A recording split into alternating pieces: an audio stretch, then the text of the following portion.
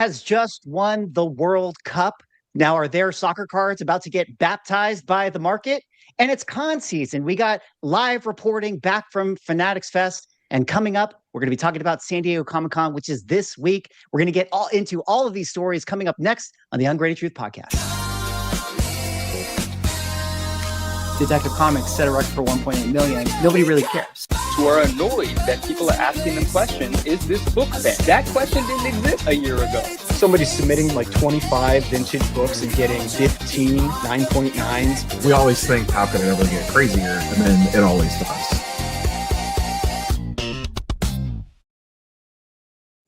Ladies and gentlemen, welcome back to the #1 collectible show in the universe. I am Swaggle Haas, joined by my co-hosts, Manu of the 99 Newsstand, Rob Neal Cards of Comics, and Ryan Automatic Comics. Gentlemen, Spain is the World Cup champion. How excited, how happy are you guys for that country right now? The most overjoyed. Ecstatic. Overjoyed. It's like, I don't know. It's fine. Rob obviously was an Argentina fan. I didn't even watch it. I'm happy for everyone happy for it. I don't follow sports like that, so but that's awesome. I know it was a really big deal, obviously. So congrats to everyone that's celebrating. We will care again in 4 years. There you go. I did witness like one of the viral like pep rally things that just pop up in the middle of New York City in front of MSG last night before we walked into Madison Square Garden. There was like few thousand people on the steps doing a bunch of chants for Spain. And then my wife went to a Broadway show Saturday afternoon while I was at Fanatics Fest. And she walked out of the show in the middle of, if you saw the crazy Argentina thing that was going on in Times Square with like 50,000 people in Times Square having an Argentina rally. She walked out of her show into the middle of that and was like, what in the F is going on right now? I have to say, I'm actually impressed that you guys were able to get out of New York before the craziness actually, was created. But I was gonna say, like, I would love to tell you that I got up at 6 a.m. this morning to get the hell out of the city so I could make sure I was home in time for the Ungraded Truth. But it was, it had more to do with World Cup security protocols that go into place so many hours before the game that you literally can't leave Manhattan unless you have a ticket to the game. Wow. Yeah. Well, it's good to know. I'm gonna just pretend that you do care about our show more than the convenience of getting out of New York, and you care so much because of the fact that the Ungraded Truth YouTube channel is now at 18 subscribers. 18 of them.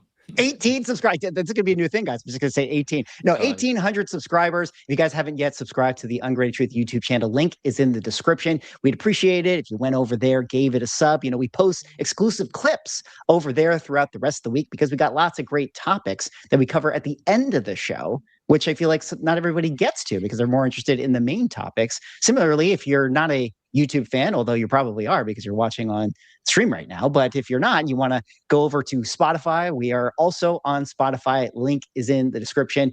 We're trying to get the Spotify page popping.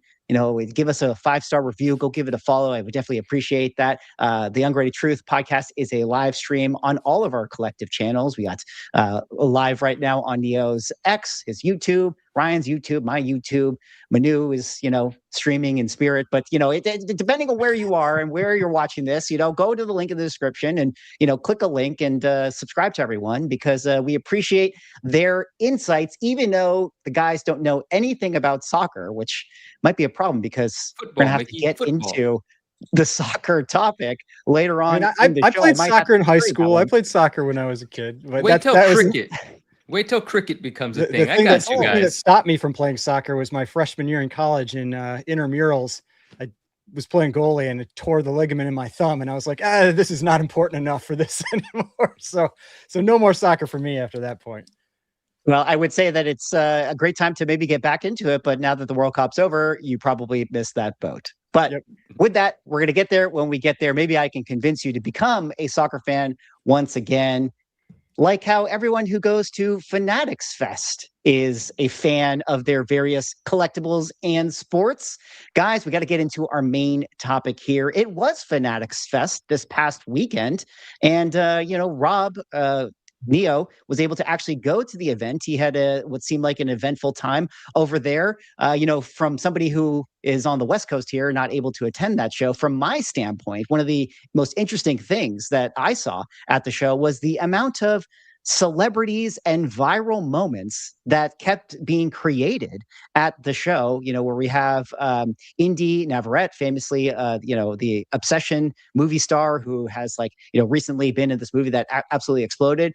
She had this moment where she was handed a Modern Warfare 2 Call of Duty sealed graded video game, and she knew what it was. She was like, this is the rare first print, whatever, and so she was a super fan. Of course, obviously Logan Paul was there. We had people like Tom Brady. We had soccer stars, at there. Griezmann, who's a famous French soccer star. We had Travis Scott doing his thing. We had Jason Sudeikis. We had Seth Meyers. And of course, we had friend of the channel, Kevin O'Leary, also his thing at Fanatics Fest. I want to talk a little bit about, the celebrity aspect to it all and what I think about it, as it relates to maybe San Diego Comic-Con. We can have a conversation about that. But Rob, let me kick it over to you. You were there. You were at the show.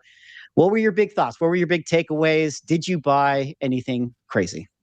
I bought a couple of One Piece cards at the biggest sports event in the world. If that says it's anything. Over for sports cards events. Even Rob is buying One Piece now.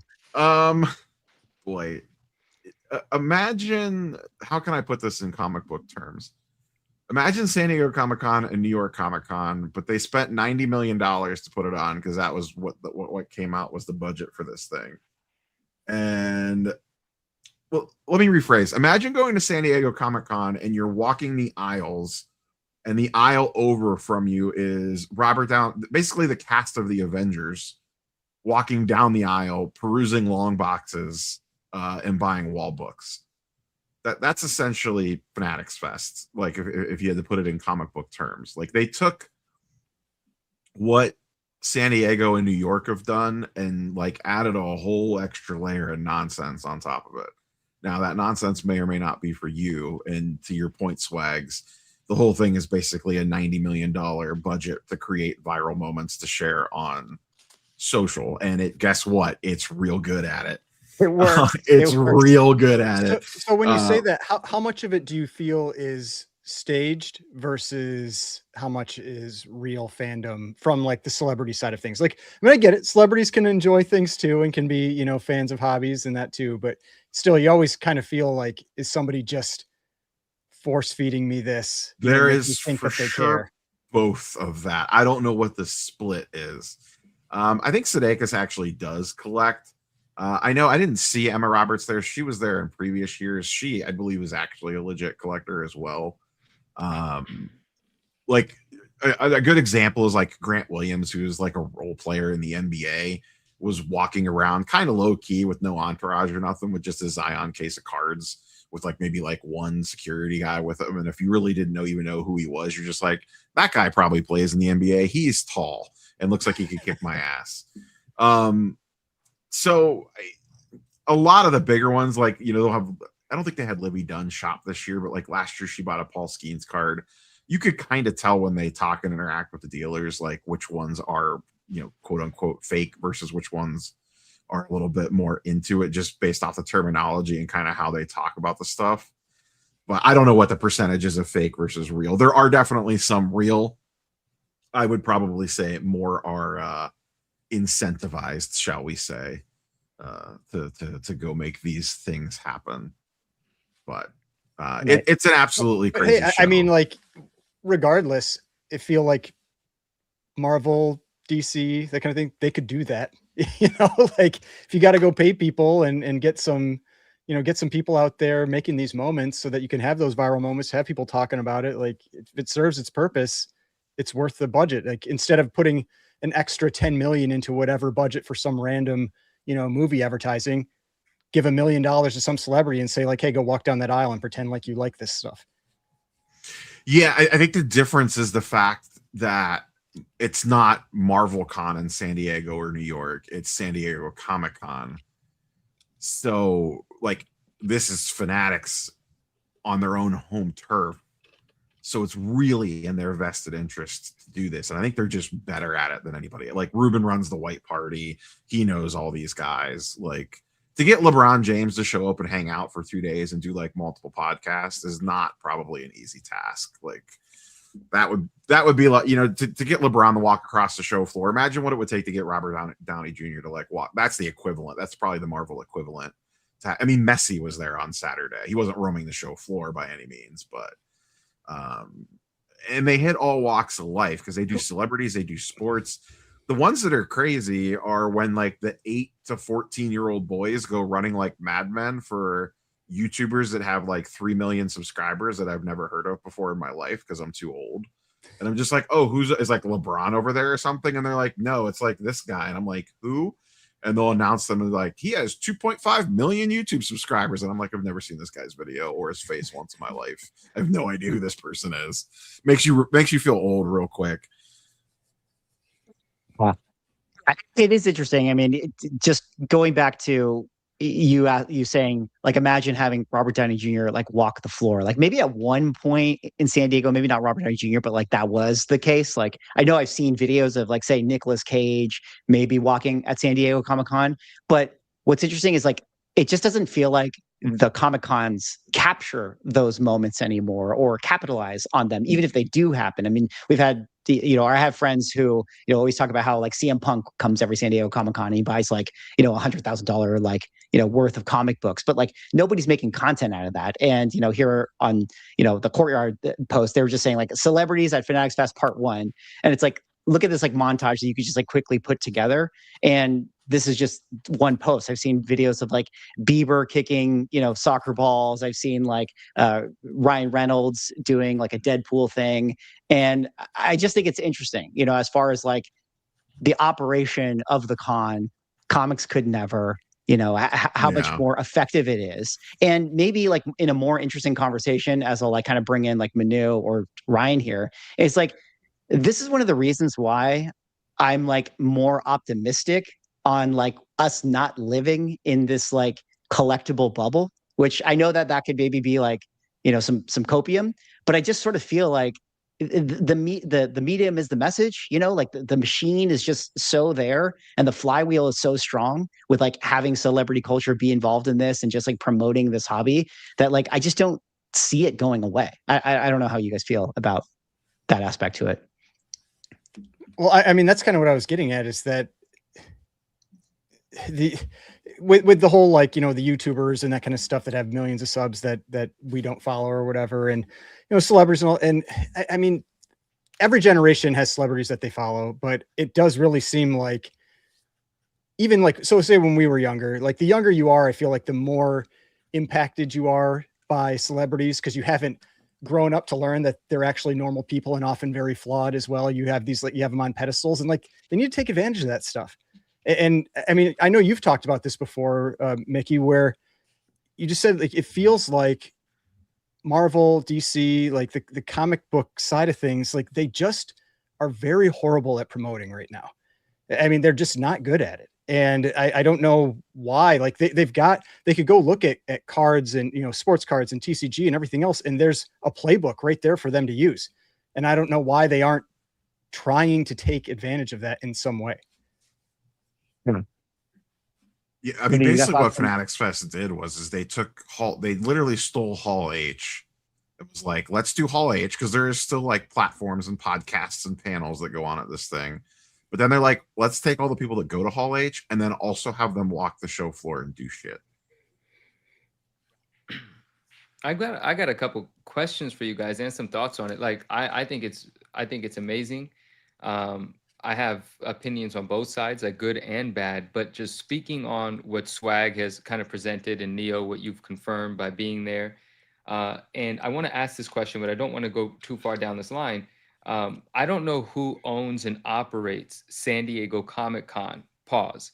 We'll get back to that. But Neo, what you said, San Diego Comic-Con is the con operating something for like the industry surrounding pop culture that's related to what was originally comic books, whereas Fanatics is literally the business that has the biggest vested interest in the success of sports cards, operating the largest promotional vehicle for sports cards. It's almost as if if Marvel were to operate a con, they might be more incentivized to really promote the hell out of everything that Marvel owns and distributes.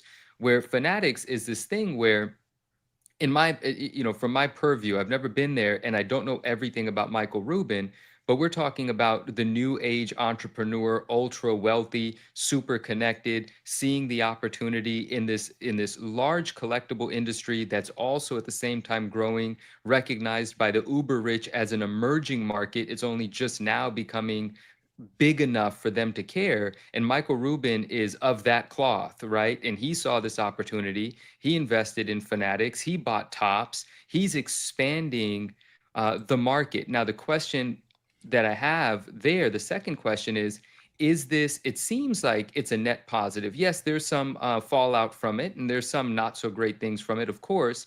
Like any mass promotion, there could be some downside, but there could be some negative results. But is this a net positive? And how could it not be helpful? Like, it's growing the entire pie, right? Not just his piece of it, because it's promoting the industry and the hobby of collecting, even though he wants to sell you everything that he owns, of course, and there's nothing wrong with that. And he's creating this environment to make it fun and really publicize the hell out of it. And he's doing a great job, as we've described and shown here. But it is a net positive to collecting, is it not? Yeah, and this show is more than just cards. Like, I don't think we should forget that. It is like Fanatics is they're one of their primary businesses is apparel and selling clothes and things like that too. Tied in with all the leagues, obviously, and Fanatics Collectables, and it's all part of it. But this show, it is way more than just cards / collecting. It is a large component of it, but it is more than that. Now, to your point, I don't know if you want to take, like, there's just a certain segment, and this is, you can kind of tie this back to comics. There's a certain segment of comic collectors that hate what San Diego and New York Comic Con have turned into, because you walk. I've never been to San Diego, but I've been to New York Comic Con, I think 5 or 6 years in a row now. When I walk the show floor at New York Comic Con, I've joked in vlogs about like walking 10 minutes through 100,000 people, and then it's like, oh wait, look, there's actually a comic book booth. Yeah. After I walked under a 3-story Monkey D. Luffy and a massive Vegeta, and then 16 animes that I've never heard of that all have insanely packed booths. There's a segment of the old school comic community that hate that's what that's turned into. And there's definitely a segment of the card community that hates Fanatics and everything that they stand for. So those people view Fanatics and Fanatics Fest as like the devil incarnate, like that is the devil. Everything that went on there was the devil's work this weekend. But that being said, you're also correct, Manu. Like, there are probably a lot of kids and probably younger adults and maybe even older adults that attended that event this weekend and were like, I am all into whatever this is now. I am hooked. Bring it to me. That's the problem. Now, are they getting in for the right regardless. reasons, quote unquote, or is the goal just to hook them and then let them walk that path of, oh, box breaking probably isn't the best way to do this. A lot of this is degenerate gambling, and eventually it leads them to the collector's journey, essentially, to get to a more mature place where you appreciate the collection and the path and the hunt and all that. One would hope. Versus the gambling nature of it, and what percentage of it are they viewing as, we just need to get that person and their wallet in here, pillage it for everything that we can before they get burnt out on this and move on to the next thing. And it's a little bit of both. I mean, how many of us started in like the late 80s or early 90s though, and had buying like tons and tons of crap from Marvel? And it's like, just because you get pulled in that way doesn't necessarily mean, like, that's one of the things that just bugs me so much about like that. Doesn't necessarily mean good or bad. Yeah, it's the gatekeeper mentality, and it always bothers me where it's like, oh, you aren't doing this the right way. You aren't joining the hobby the right way. You aren't collecting the cards because you want to play the game. You just want to flip. It's all of that. It's just like, any way that you get new people into your hobby is a net positive if you want your hobby to survive. It's like, you need new blood in your hobby. Yes. And speaking to that, Ryan, you're right, because, well, I didn't know immediately if you were saying good or bad, but now I do know, and I follow you, because yeah, I mean, in the 90s, all of that marketing in the boom influenced me. And I fell in love with characters and artists and certain collectibles and certain things. Yes, then it crashed. And then I became, a little older and I got distracted by other things in life that were quote unquote cool, right? The collectible community was different then than it is now. And then for the general population, it kind of went into hibernation for 2 decades, but that love that was created in the 90s as a result of being force fed all of this marketing, but then organically appreciating what I discovered as a result of the force feeding, that love stayed with me. And I became a collector, remained a collector. And here I am 30 years removed from that and still dealing in, talking about buying, and we talk about every day, the same stuff. So the love still can be created, even if you might be drawn in by something that has a more immediate, not so pure agenda, meaning fanatics, these viral moments. But the other thing about the viral moments, when you have a real million, 2 million, 3 million views, there that's affecting all kinds of people that don't know anything about fanatics. Great for Michael, or being introduced to fanatics, but people that didn't know that you could grade video games, grade cards, that comic books are expensive, they're also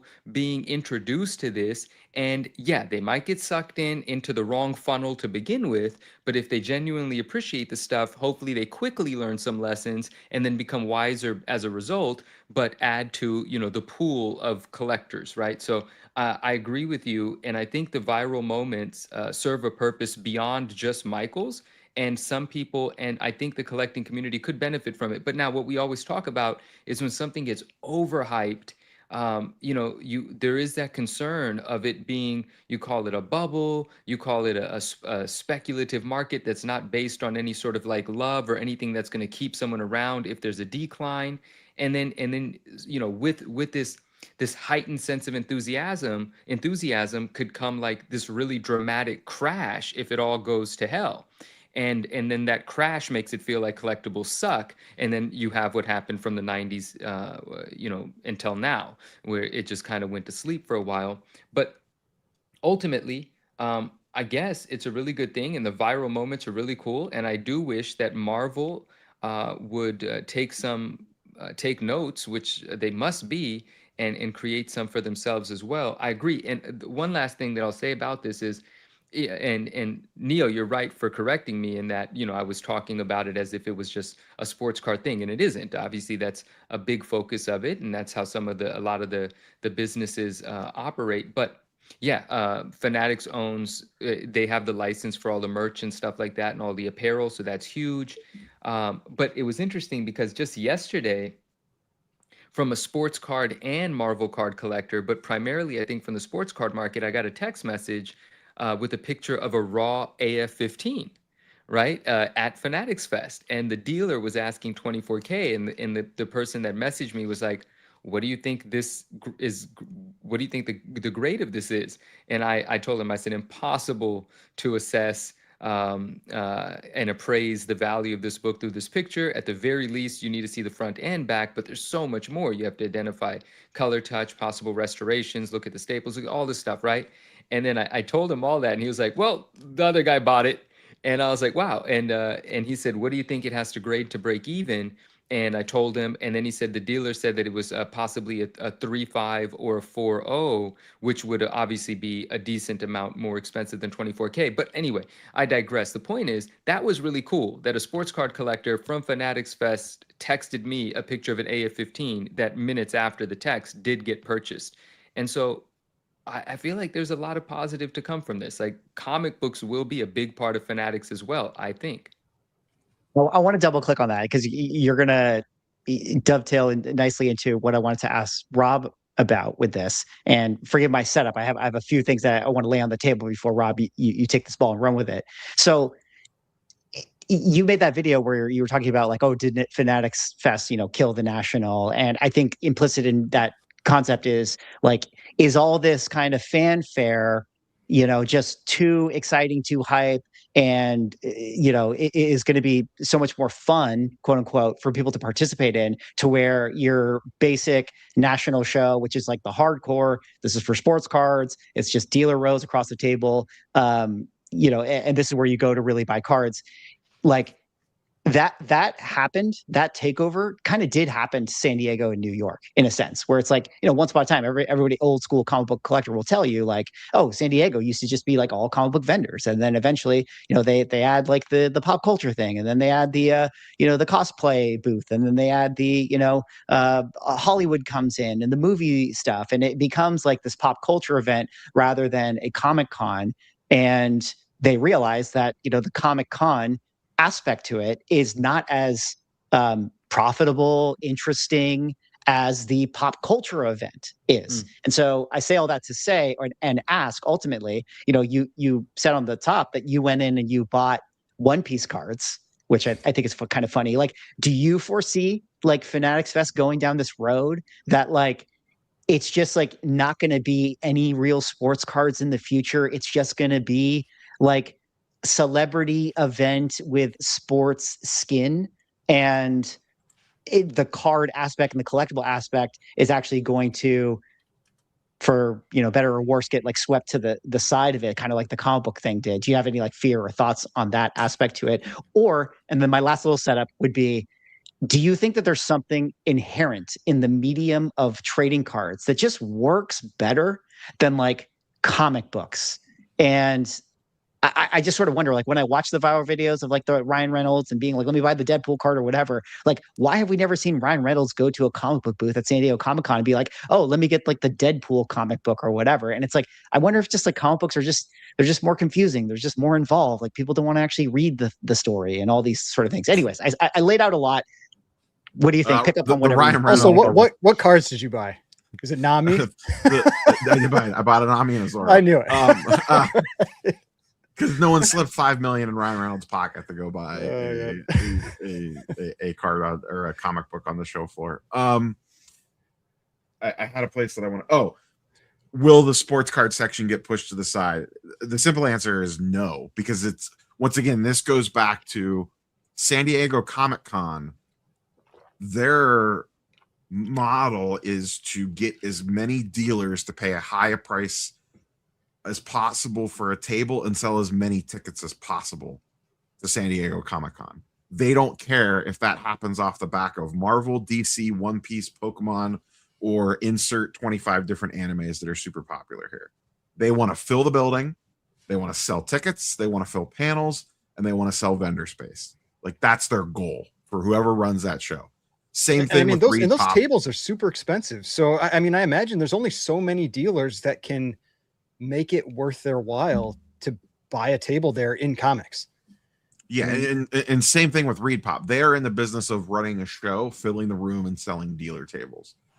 Fanatics Fest is the same, but the difference is it is in Fanatics' best interest to have cards and collectibles be an integral part of the show, because a large part of their business is selling cards and collectibles. So they want to keep that front and center. They want Ryan Reynolds to go walk over and buy a card in front of everybody, because it promotes buying more cards. It promotes collecting. It promotes investing. It promotes flipping. It promotes whatever. They don't care, just as long as the next week when the next set releases, you're going to go online and spend $500 to buy it, or go on Fanatics Collect and bid on the card that you want so they get their little percentage cut there, or go on Fanatics Live and buy into a break and get their little percentage cut there. They want to feed that beast. So it'll always be part of it, because they have a vested interest in that category to perform well. San Diego any con that is not run by the main apparatus doesn't. Their motivations are different. And to your point earlier, like, correct me if I'm wrong, Disney has Star Wars Celebration, which is just they actually run that, correct? That is a Disney backed thing, correct? And then they have D23, but they don't actually have a con specifically for Marvel, right? There is no like they kind of just go off the back of everybody else. The closest thing is D23. Like, yeah, because I wouldn't say there's anything that's just Marvel. So why isn't there in Star Wars Celebration? Correct me if I'm wrong. I've never gone, but it looks like it is ridiculously successful. I mean, they probably could have if this was 2019, but Marvel has been so crap for so many years now that I don't know if they could pull it off at this point. They could easily still pull it off. They can do it, but I don't know how much. I don't know how much they're going to get with people coming. Well, it would still be packed. It would still be packed. I would say, like, yes, you answer the question. D23 is kind of the event. Disney owns that whole thing. I suppose Marvel could, in theory, throw a Marvel Con. And, one of the other stories we're going to touch on a little bit later is the fact that Marvel announced that they're going to be moving to Los Angeles. And I wonder if that is like a whole part of the idea here. It's like, let's get closer to Hollywood. Let's kind of lay our foundation here. Maybe we will have more of a footing at San Diego Comic Cons because we're like closer in proximity. Although I just don't know if the merchandise that Marvel ultimately is selling is comic books. I know that sounds, strange to say that, but like that's probably not their number one product, that they're actually doing. Whereas like Fanatics seemingly tops is, if not their number one, I suppose 2 or 3. So not that I don't think cards are. I'd have to look at their thing. Their last numbers that came out. I don't know that it's number 1, but it was definitely their number 1 growing by a wide margin, like not even close. And you can say whatever you want about like I said, people in the sports card community have mostly a hate relationship with Fanatics, especially the old school collectors. You cannot deny that, regardless of what you think of Ruben and Fanatics, they have brought a shit ton of people in the last couple of years. Like I said, we could talk about whether it's the quote unquote right or wrong reasons and all that nonsense, but they have there is more people collecting today. And I don't know what percentage role Ruben and Fanatics has played in that, but they have definitely played a part. You cannot deny that. And I do want to put Fanatics Fest in perspective a little bit. I talked about this in the vlogs that I did because it is in the same building that New York Comic Con is in. So you can make direct comparisons between the two.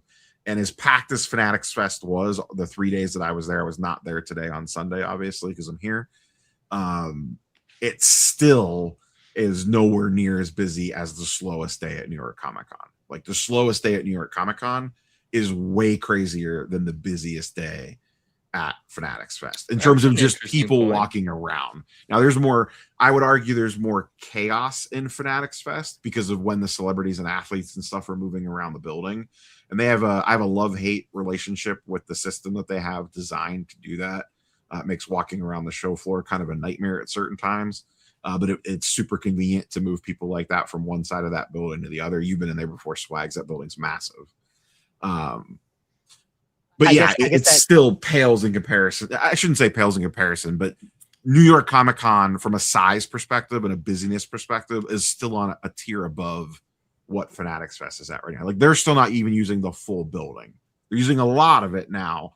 They use more and more every year, but they still are not using the full capacity like New York Comic Con does. So as someone who has never been to New York Comic Con or San Diego Comic Con, I assume there are like TCG dealers, but are there sports card dealers that are at those shows as well? Don't know that I've ever a sports card at New York Comic Con. Okay. I would say if it would be a TCG dealer that happens to have like a couple of sports cards, but no, they're not exclusively. There's really not even like a ton of card dealers, I would say. Like I would have thought with how big anime was and everything that they'd have. You TCG, see some, but it's not. I don't think it's as many as you think would be in the room.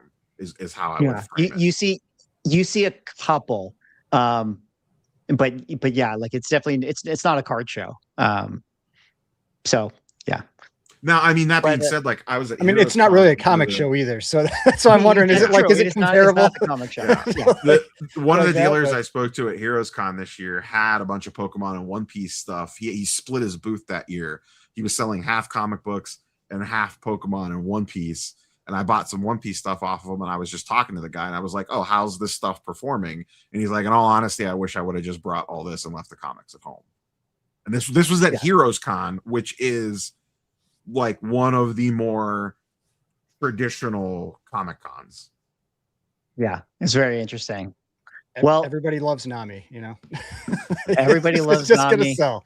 Including our host right here. Well, okay, before we wrap up to the next topic, just a quick little final wrap up for you, Rob, if you have any other last little thoughts on Fanatics Fest, and then also just out of curiosity, would you ever see this fest being taken over by Pokemon and One Piece and those types of cards more than the sports cards, in the way that sports card shows are always threatened by TCG taking over?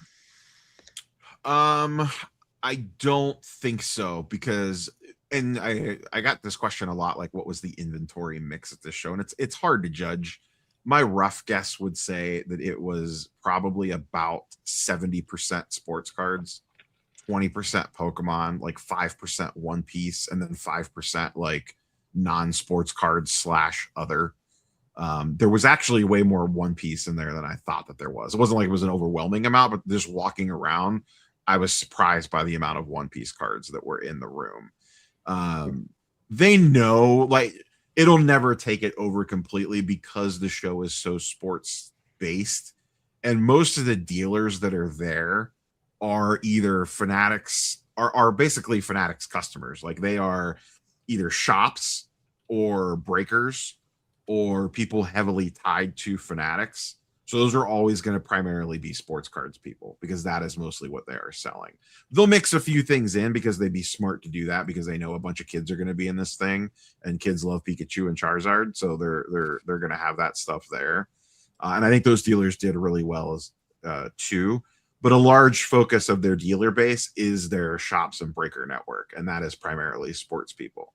Now, if you told me Fanatics bought Pokemon, which I don't think they could afford them, but that would be a whole different story. It's always going to be primarily based around Fanatics style, whatever Fanatics is into, essentially. Gotcha.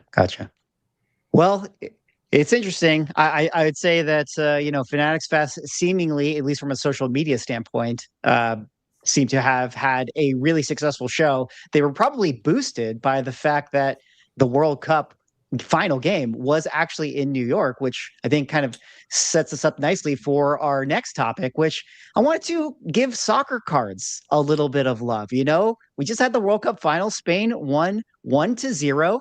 Look at this. The fireworks. Okay, it's not really working. Animation. Play the animation. You guys see that? Look at that. That's pretty cool. All right, well there you go. Yeah, some person in AI just like created that. They're like, go, create that really quick. But I wanted to kind of check in on the soccer card market. Obviously, Argentina had Lionel Messi on the team. I guess Lionel Messi's cards going to zero. We had a couple sales in lead up to the World Cup, but his cards haven't really moved. Here's a PSA 6 of his rookie card / price going around $11,000, which was a slight premium above what it had been, say, a month ago before the World Cup, where his card was maybe selling at like 8,000, 9,000, 10,000, that sort of thing. But now that Spain has won, Lamine Yamal, who was baptized by Messi. If you guys don't know about this photo, this is the Spanish forward that was like the star player of Spain. His cards all of a sudden, have seen a couple liquid sales since we've seen the game. But maybe most importantly, this player right here, rookie Ferran Torres, scored the game-winning goal.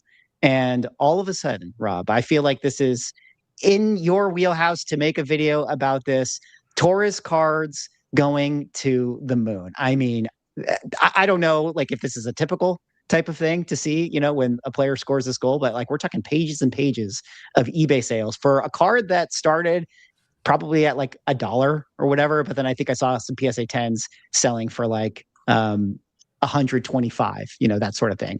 Anyways, I kind of wanted to kick it over to you guys if you had any thoughts on the World Cup or soccer cards, or I guess, Rob, I would lean it onto you in this one more time. I know you're not a soccer card expert here, but what do you think about Panini? The irony being that Topps sponsored the World Cup, but Panini is the rookie cards of the players that we love.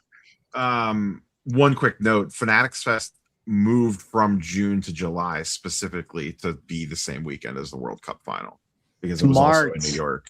So it's moving back to June next year. This is, I don't know shit about soccer, but this is very standard sports behavior.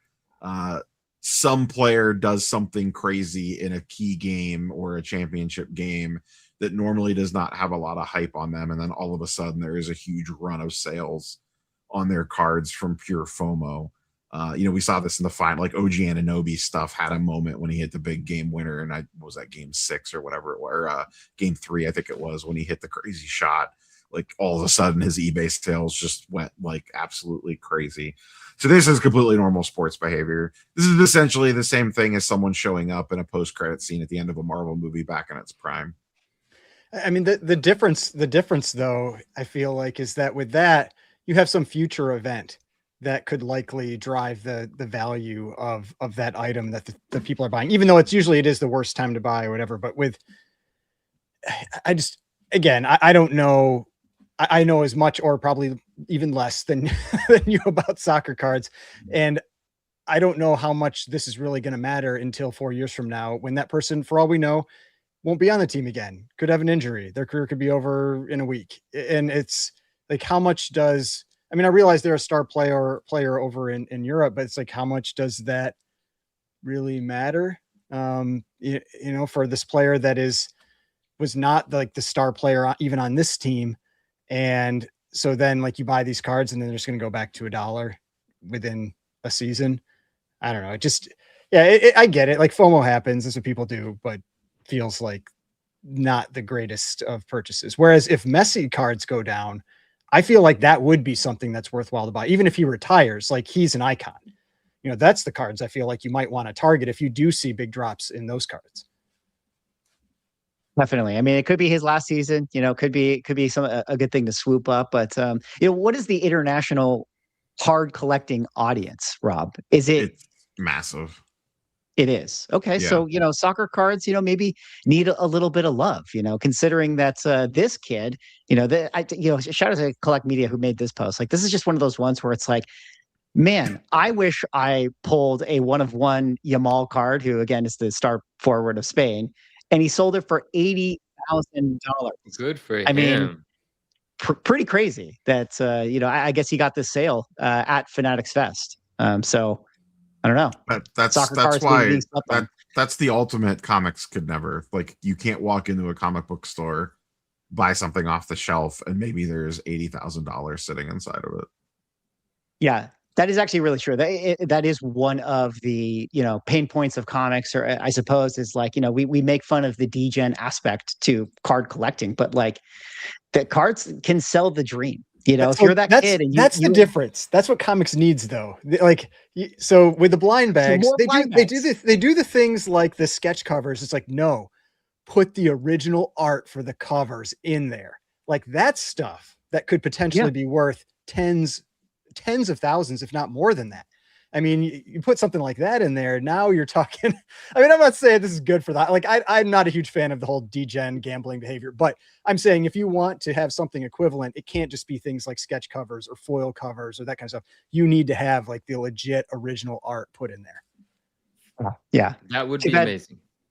That would be amazing. Too bad publishing companies literally know nothing about the collecting market, because it's like, leave it to like Marvel cards to have to like invent some option like that where they sell the original art, you know, for the trading card. But like, yeah, like why wouldn't a Absolute Batman come out and then DC could purchase, you know, an Absolute Batman cover from Felix Comic Art and Nick Dragotta? They could purchase it, and then they could do a Batman blind bag, and they could Willy Wonka golden ticket that whole thing. You know, like, no, I mean, that'd be sick. That'd be pretty cool. Yeah. Also, I like Derek's idea of just putting a $10,000 check on I like that. I like that. I mean, it is, when you really think about it, it is like, just get to the point. It's sad that, like, how has no one at Marvel or DC ever been like, man, maybe we just pay Chris Evans like a couple million to go buy a Captain America book and just make like a reel about it. Like, it's just like, it's really, when you really think about it, it's like the simplest thing ever. Like, especially when they spend as much as they do on marketing, you know, like they have the budget to do this stuff. They just, they spend it on that with, who the frick plays Falcon? Why am I blanking on his name? Oh yeah. Anthony Mackie went to Anthony Mackie. Didn't he like go to a bunch of New York City comic shops? Yeah. For like a video at one point in time, and like randomly roaming around or something. I feel like I remember seeing something like that. Yes, he definitely did. That's the only one I can think of. And that was kind of where I was thinking like of the paid to do it. You know, like I feel like he's not actually doing that. Whereas we know Nicolas Cage, he legit is at those shows buying books. Yeah. That kind of stuff. He is he knows what he's doing out there. Yeah. How is someone at Marvel like not like, hey, Nick Cage, we know you're in the market for this. Here's the check to go buy whatever $500,000 book you want to go on, a $500,000 shopping spree on our expense at San Diego Comic-Con. All you have to do is let us film it. And nobody would question that it wasn't like his money. because he could totally afford to do it anyway. Or CM Punk, like to Swag's example, or who it does, like insert whoever you want here. It's the simplest thing ever. Like, and then all of a sudden, it's all over social media, going viral, millions of views, and now all of a sudden you have like people that didn't even realize comic books existed to some degree, being like, "Oh wow, that's interesting. He's into that. Like, that's cool. Maybe I need to get one of those."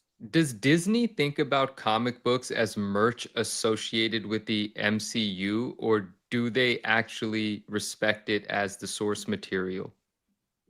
I think that they treat comics as R&D. And basically it's like, this is going to be a place where we just IP generate, and we just create stuff, and like then we have like a trees to pick from when the fruits grow, and that's really all it is. So it's like it's a loss leader for them. They're developing creative concepts and characters and storylines, and that's really all they use it for. So I don't think they care about all these. It's like a writer's room that gets published with art. Essentially, yeah. And it's a way for them to see like, oh, Absolute Batman got popular. Oh, okay, I guess let's choose this story, and let's make the thing out of that. Yeah. So it's like an easy way. The short-sightedness there, though, is just like it's like, sure, you could have CM Punk go buy comic books, and you're promoting the comic book brand, but you're also helping promote whatever it is that he is potentially buying as well. And maybe that's part of the problem. Maybe Marvel's like, hey, CM Punk, go buy some books. He's like, oh man, check out this Action Comics that I just picked up. There had to be some direction there. Be like, you can only buy Marvel books with this check. Yeah. Well, what's also an interesting thing is I've noticed too, is that comics has no ambassador, like true ambassador. That is like the collecting ambassador, I should say. Like a Nick Cage, who is like a true fan. Whereas like, in trading cards, like it seems like we have legit, like we've already said, we have legitimate people. Like it seems like Jason Sudeikis was like wheeling a deal. He was like, oh, I own that and da. Like he like actually owns cards, seemingly, versus like outside of Nicolas Cage, I mean, and CM Punk, I don't know who's buying vintage. I mean, like we know there are some other people that are like, I mean, like Jeff Garland. Yeah. Like Jeff Garland's a big comic guy, Garland, like, I mean, I know he's not as big of a name, but he's a recognizable face that like somebody that you could, and just another person you could use. Yeah. Well, we need to I think it comes down to like cards are just, I mean, as someone that collects both, like we've talked about it a ton, like cards are just a little bit cooler. And it's the financial nature of it. It's the liquidity event of it all that comics just have not been able to unlock. And I don't know if it really just, is it like, it's just simple as form factor? We've talked about. Is it just the fact that like I think it's the size. This could be like if it's not, but let's just say like this could easily be like $1 million worth of cards if it were the right cards in this little stack. Unless it's like the Ultimate Comics could never. What's interesting? Sneakers aren't small, and they had a great moment where they were traded and exciting like sports cards. Like sneakers have a hustle element that comics don't, and they're not small. They don't fit in your pocket. It takes a U-Haul to go to a sneaker con and be a seller. That just occurred to me because we always hear this argument about comics are so big. Shoes are big too. How did that work out? Hip hop culture, I think, is just synonymous with it, and it's cool. And there's like athletes and hip hop. That's again, it's getting the right. So is it the size, or is it that sports were cool, so sports cards became cool, and that made cards cool? Because Marvel cards haven't become quote unquote that cool yet. They're cool as hell to me, but just because they fit in my back pocket doesn't mean I have a market for them as big as One Piece or Pokemon.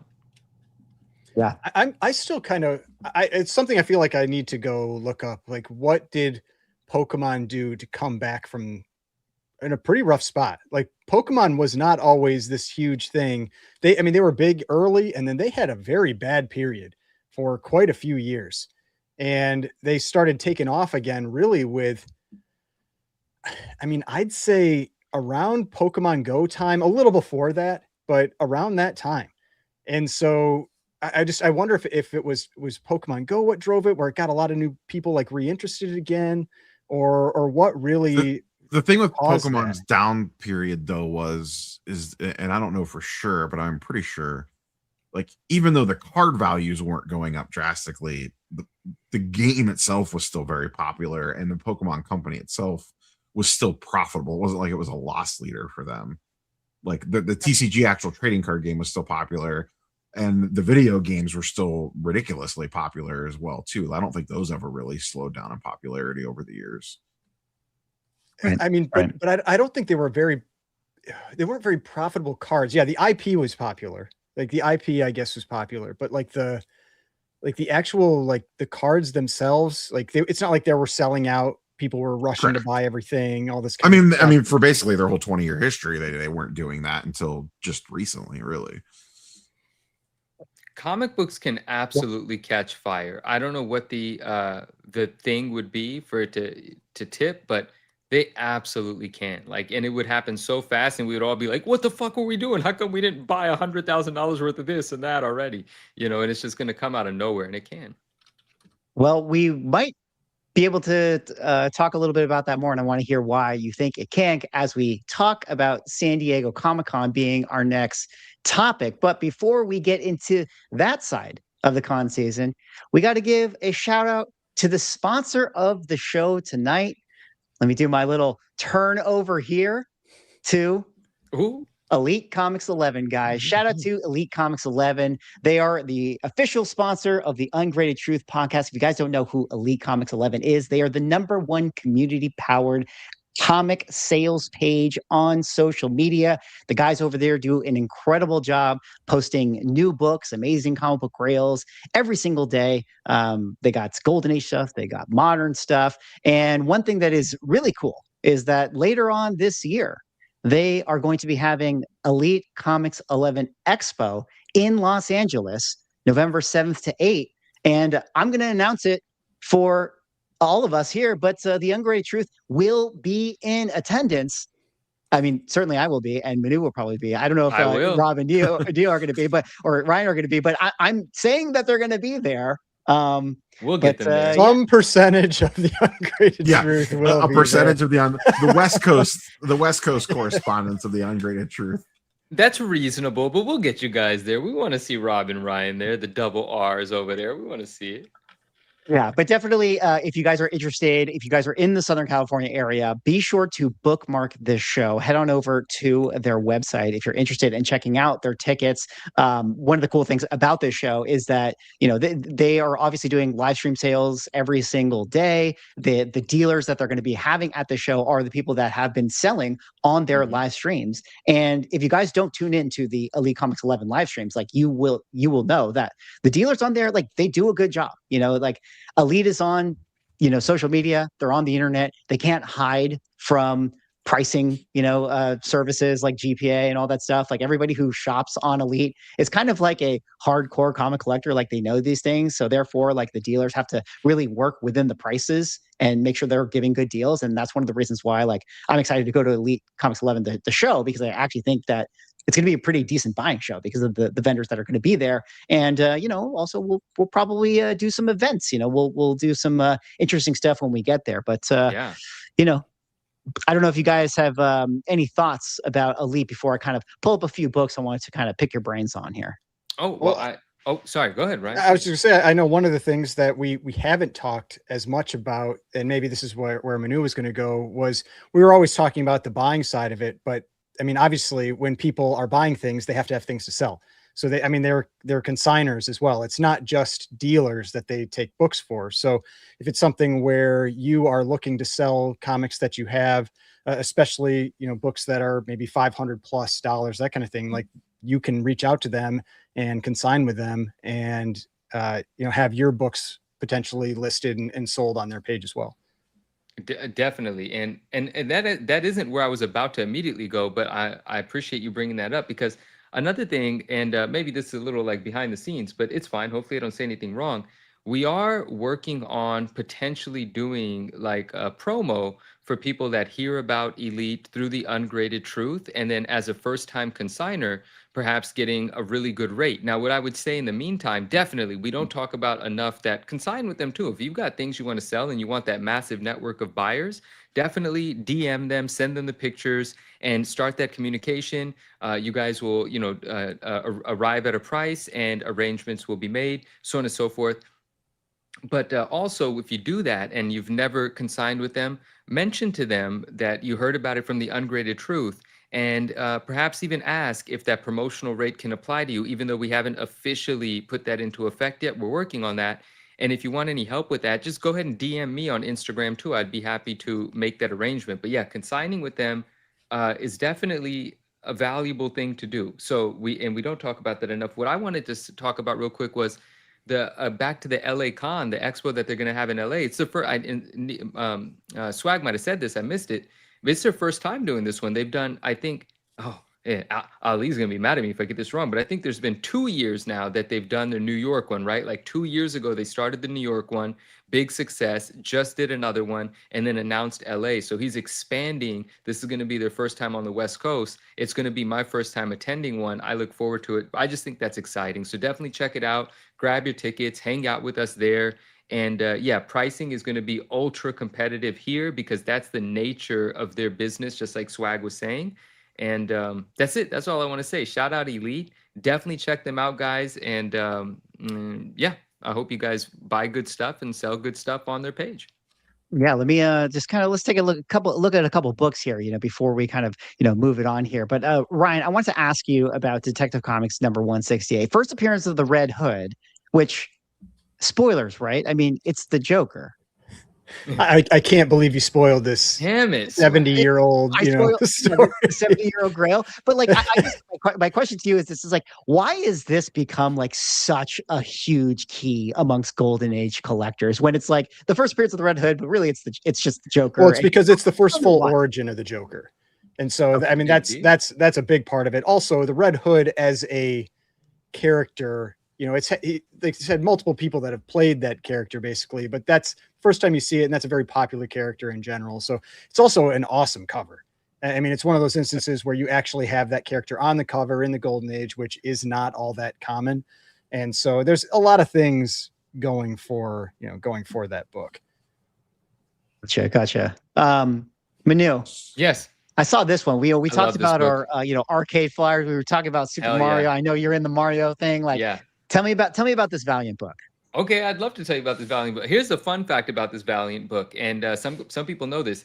Every single book in this run, this is like a cardstock cover. It's a glossy cardstock cover. On the right side, on the page side, about a ½ inch in from the edge, there's a crease that goes from top to bottom on every copy of this book. Sometimes people don't know that, and they sell it lower than they should because it is going to get a 9.8, but also there's a warning there too. CGC, depending on who the grader is, I don't know why this isn't uniform. I don't know why this isn't controlled.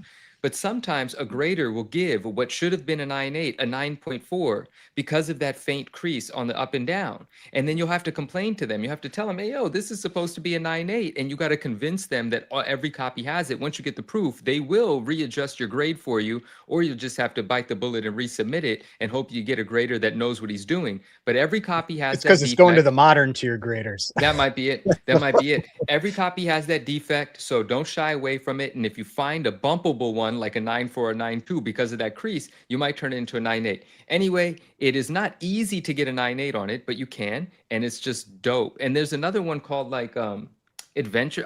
There's another one with a very similar cover. It's not as valuable, but this one's dope. I think people believe this to be, what's the key nature of this, do they think? Because it's not the first Mario. The first Mario would be, is the first Mario considered Blip, right? Blip Mario is the and first Donkey Kong? in-book appearance, yeah. And then there's like a couple other ones that predate this. I just think that people love the cover, and it's Super dope, Mario dude. Brothers #1, Yeah. so it's kind of that first issue, and it's got that rarity aspect, kind of like you said, that I think keeps it at a premium. It's a fantastic book, and it's trading for much less than it used to, much like a lot of things. So maybe that's a good time to buy it, but it's fun. I love this book.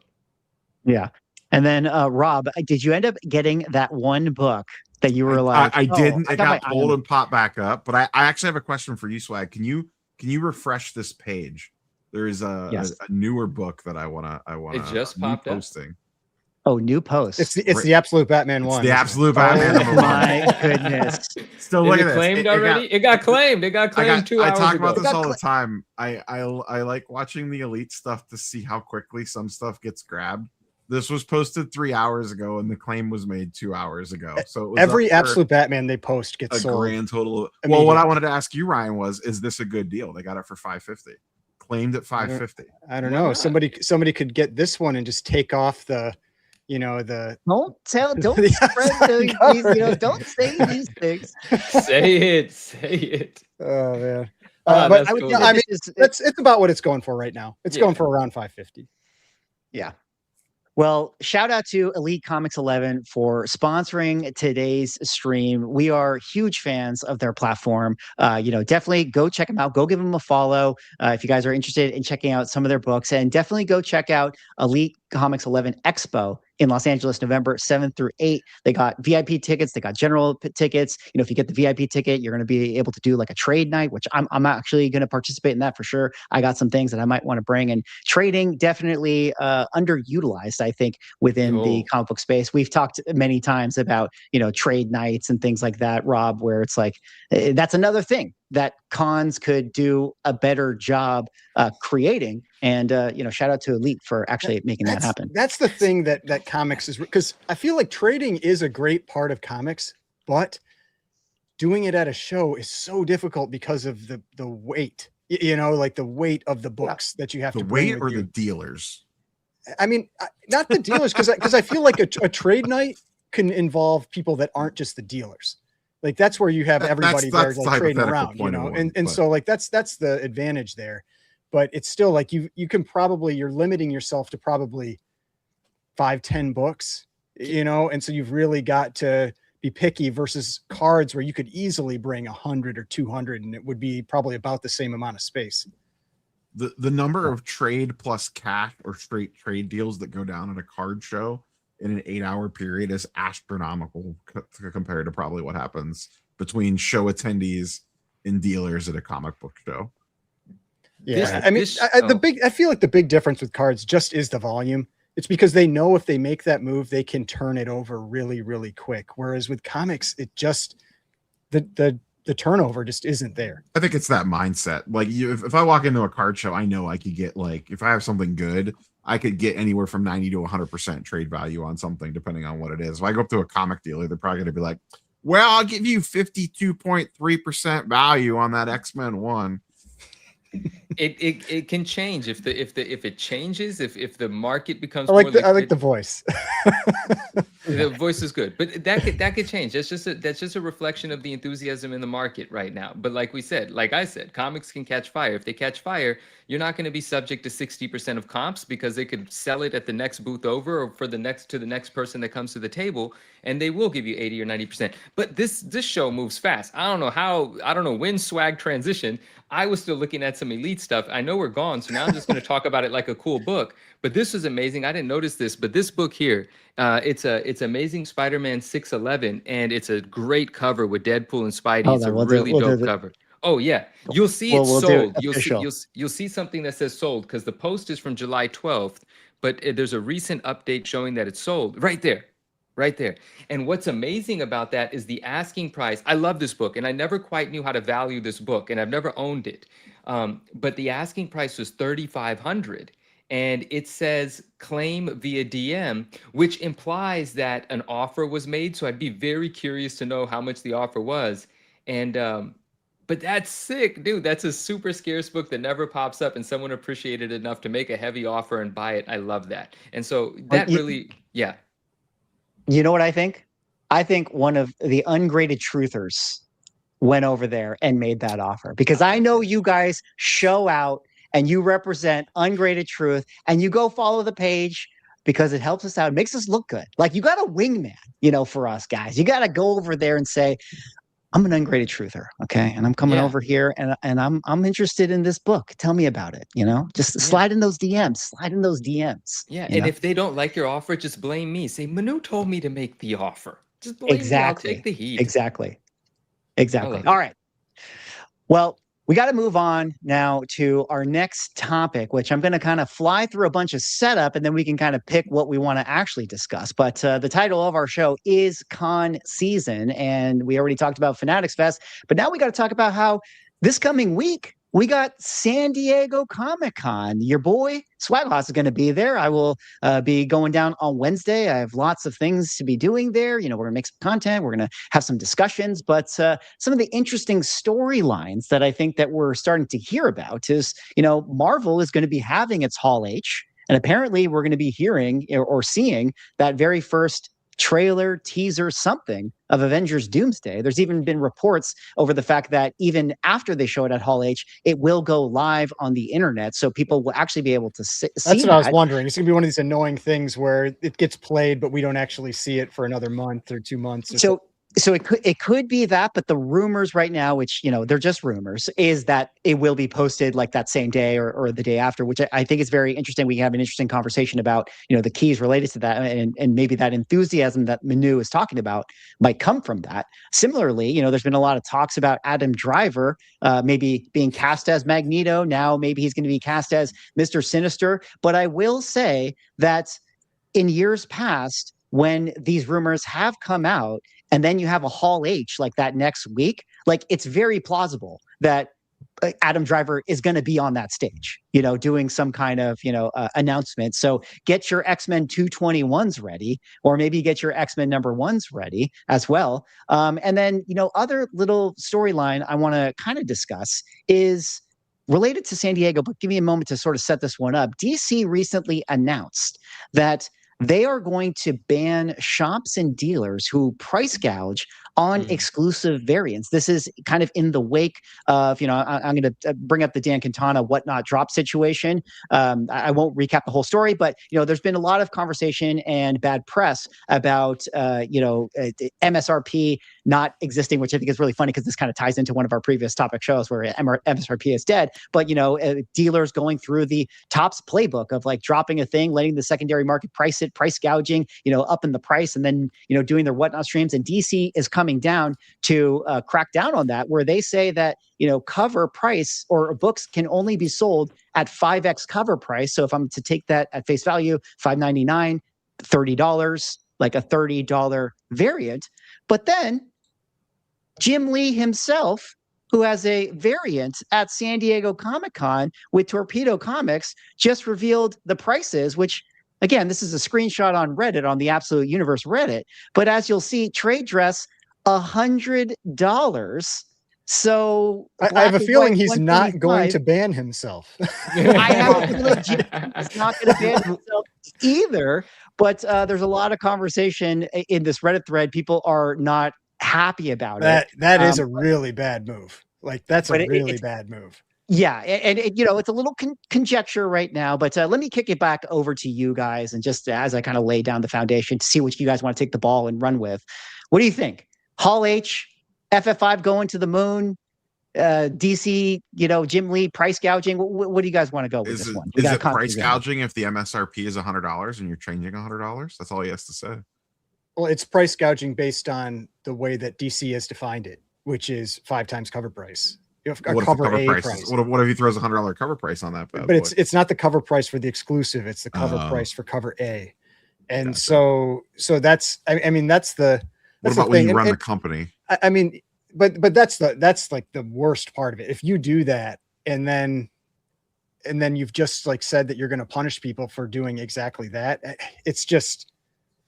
It looks really, really bad. Is that really what they just did? Jim Lee doesn't usually put his foot in his mouth that kind of way. Is that literally? Well, I guess we don't. I guess you're saying we don't know yet. That's kind of conjecture. Right. It was a screenshot, and it's like let's talk about it as if this is the thing. They came out with this price. I see some people in the comments saying there's a lot of hatred in that Reddit thread, being like, this is like looks bad. But there are some people saying like, well, is he saying that Jim Lee's autograph costs $80? So really, the price of the comic is $20. But hey, they said you're only allowed to sell autographed ones for 10x. So max price $50.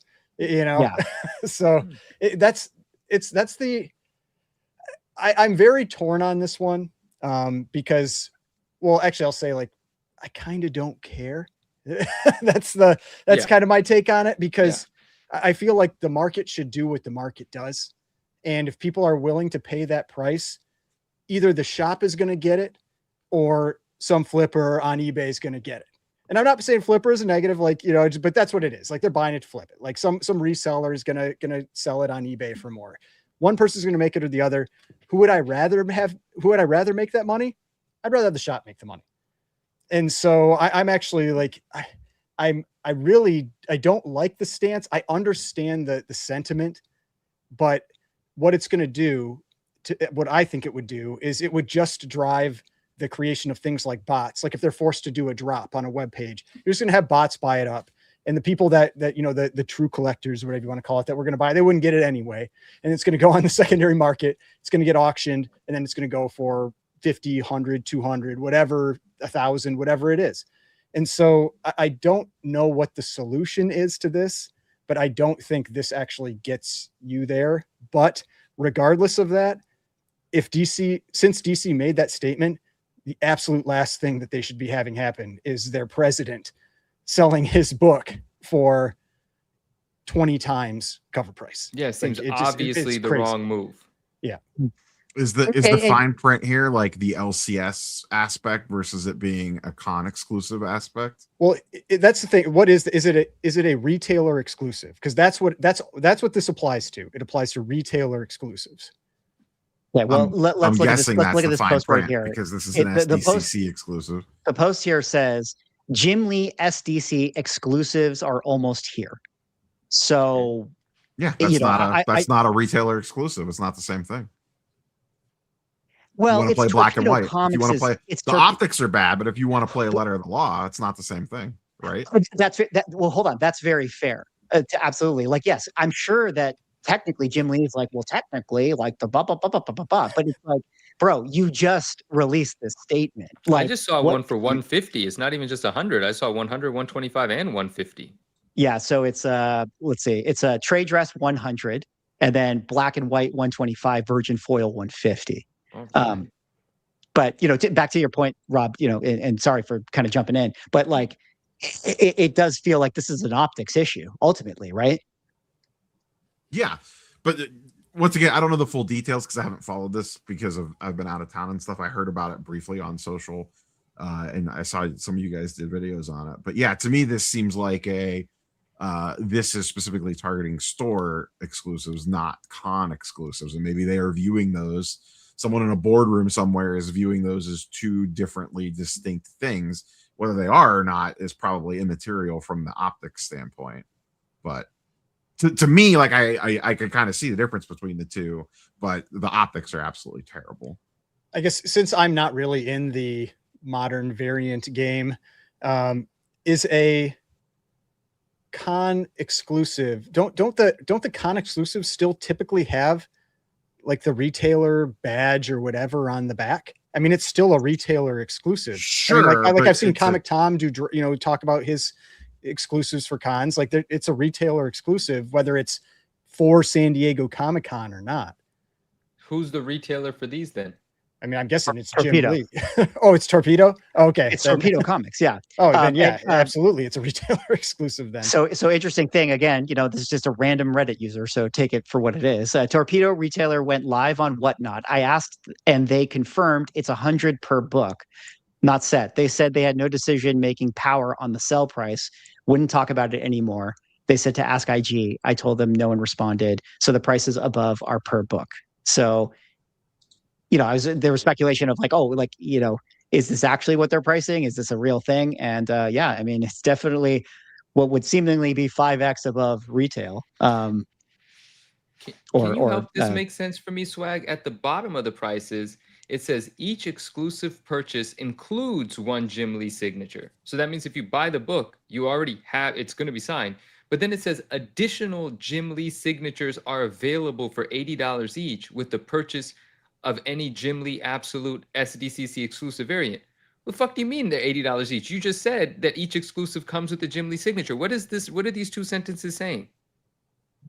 It's a good. I don't know. I don't know. Okay. All right. I think that. Well, okay. So pulling back up, you know, to set the story, reset the story. You know, the Bleeding Cool article. It said that DC urges Absolute Batman exclusives stay under 5x cover price unsigned and 10x signed. So they're saying every book comes with a Jim Lee signature. Is this again one of those, like you said, Rob, you know, by the letter of the law, like the 10x price, his signature price is actually whatever the math needs to math out to be to like work within that 10x value, and that's why we can charge $100. But even if that is true, I just think that it's just so ironic to like have this be definitely, totally. the way to kind of roll this out, after you took this grandstanding position of like how you guys are going to be, for the consumer. But I don't know. I wonder if part of this is also like big company. This department over here is like, all right, let's put this press release out about this thing that we're doing. And then way over here in like the other side of the building, the other team's like, all right, we're going to do this. Let's put the press release out for it. And then they both kind of like throw it to the wind. And then at some point in time, they're both looking at each other, been like, wait, you guys did what? Wait, you guys did it's what? just like that PSA offer thing. Yeah. The like $20,000 card or whatever, or the $20,000 offer for the $100,000 card or whatever it was. Which what's funny about that, Rob? It was $300 offers. What? Wait, Which offer was that? No, there was that PSA damaged card that we talked about a number of weeks ago, where it was like you had the PSA's own price that they had on the value of the card on their site gotcha. versus the offer that they sent that guy. Swag, sorry, hold your thought. Get it out. Well, yeah, you got it. Well, no, I was gonna say, like Rob, like I totally believe that could totally have been the thing. But you know what the funny part about that is? It's like, well, whose purview does this actually go under? It's like, Jim Lee, you're the president. Yeah. Like, you need to make sure all these departments are communicating, and that's the ultimate irony there. But I don't know, guys. Price gouging, I think it's an interesting story as it, came out, and I liked the attempt of it. I was, like you said, I could see it either way, because sometimes it is sort of like, well, just let the market be the market, or just don't buy it if you don't want to pay for it or whatever. But like at the same time, I respect them trying to, do some optic damage control, as they rolled out with that book. But because weren't there rumors that Scott Snyder was actually involved in that? Yes. Yeah. As far as I understand it, is like, again, this comes off the heels of like the Dropgate situation with Quintana, and the backlash was so, what do you call it? Like, it's so hot within the social media space. And that was really like the first time like there was any bad press about the Absolute Universe. And then I think apparently, that was one where Scott Snyder actually caught wind of this. And he's sort of like, what is my beloved universe I created where we're like doing all these great things? Like some whatnot streamer is going to be the downfall of like our brand here? Like, absolutely not. We got to crack down on this. And so I think that that's where a lot of this came from. Yeah. I want to highlight what Julian said, because Julian is right. And Julian has cleared this up for me. Says, what it means is he's charging $100 for you to get the book with the signature already there, and additional signatures can be purchased for $80 on anything that you might bring. And that's what it is saying, with the purchase of any Jim Lee Absolute SDCC exclusive variant. Meaning if you buy one with the SIG, you can pay Jim to sign something else for $80. Thank you for that. Now it makes sense. Yeah. Your X-Men 4 Omega Red. Yeah. One comment, one follow-up question. Comment in regards to like the free market aspect. So Topps just experimented with this because they sold product direct to consumer with cut seals on the packaging just recently for one of their more anticipated releases. The retail version, not the hobby and jumbo product, but they did it as an experiment. So it's kind of, we've talked about this before over the months about like One Piece doing the same thing and Pokemon individual shops doing this. But, this is kind of the same thing as DC. Like the manufacturer themselves is getting involved a little bit, trying to change pricing. And then my question about this is, this policy that they're rolling out, is there like a time limit on it post-release date of a variant? Like, is it within the first 30 days you can't price gouge? Or is it like, at what point in time do they lose control over how they price their comics? Right. Is it's that, just the value of the that market. detail yet? Yeah, that's a good point.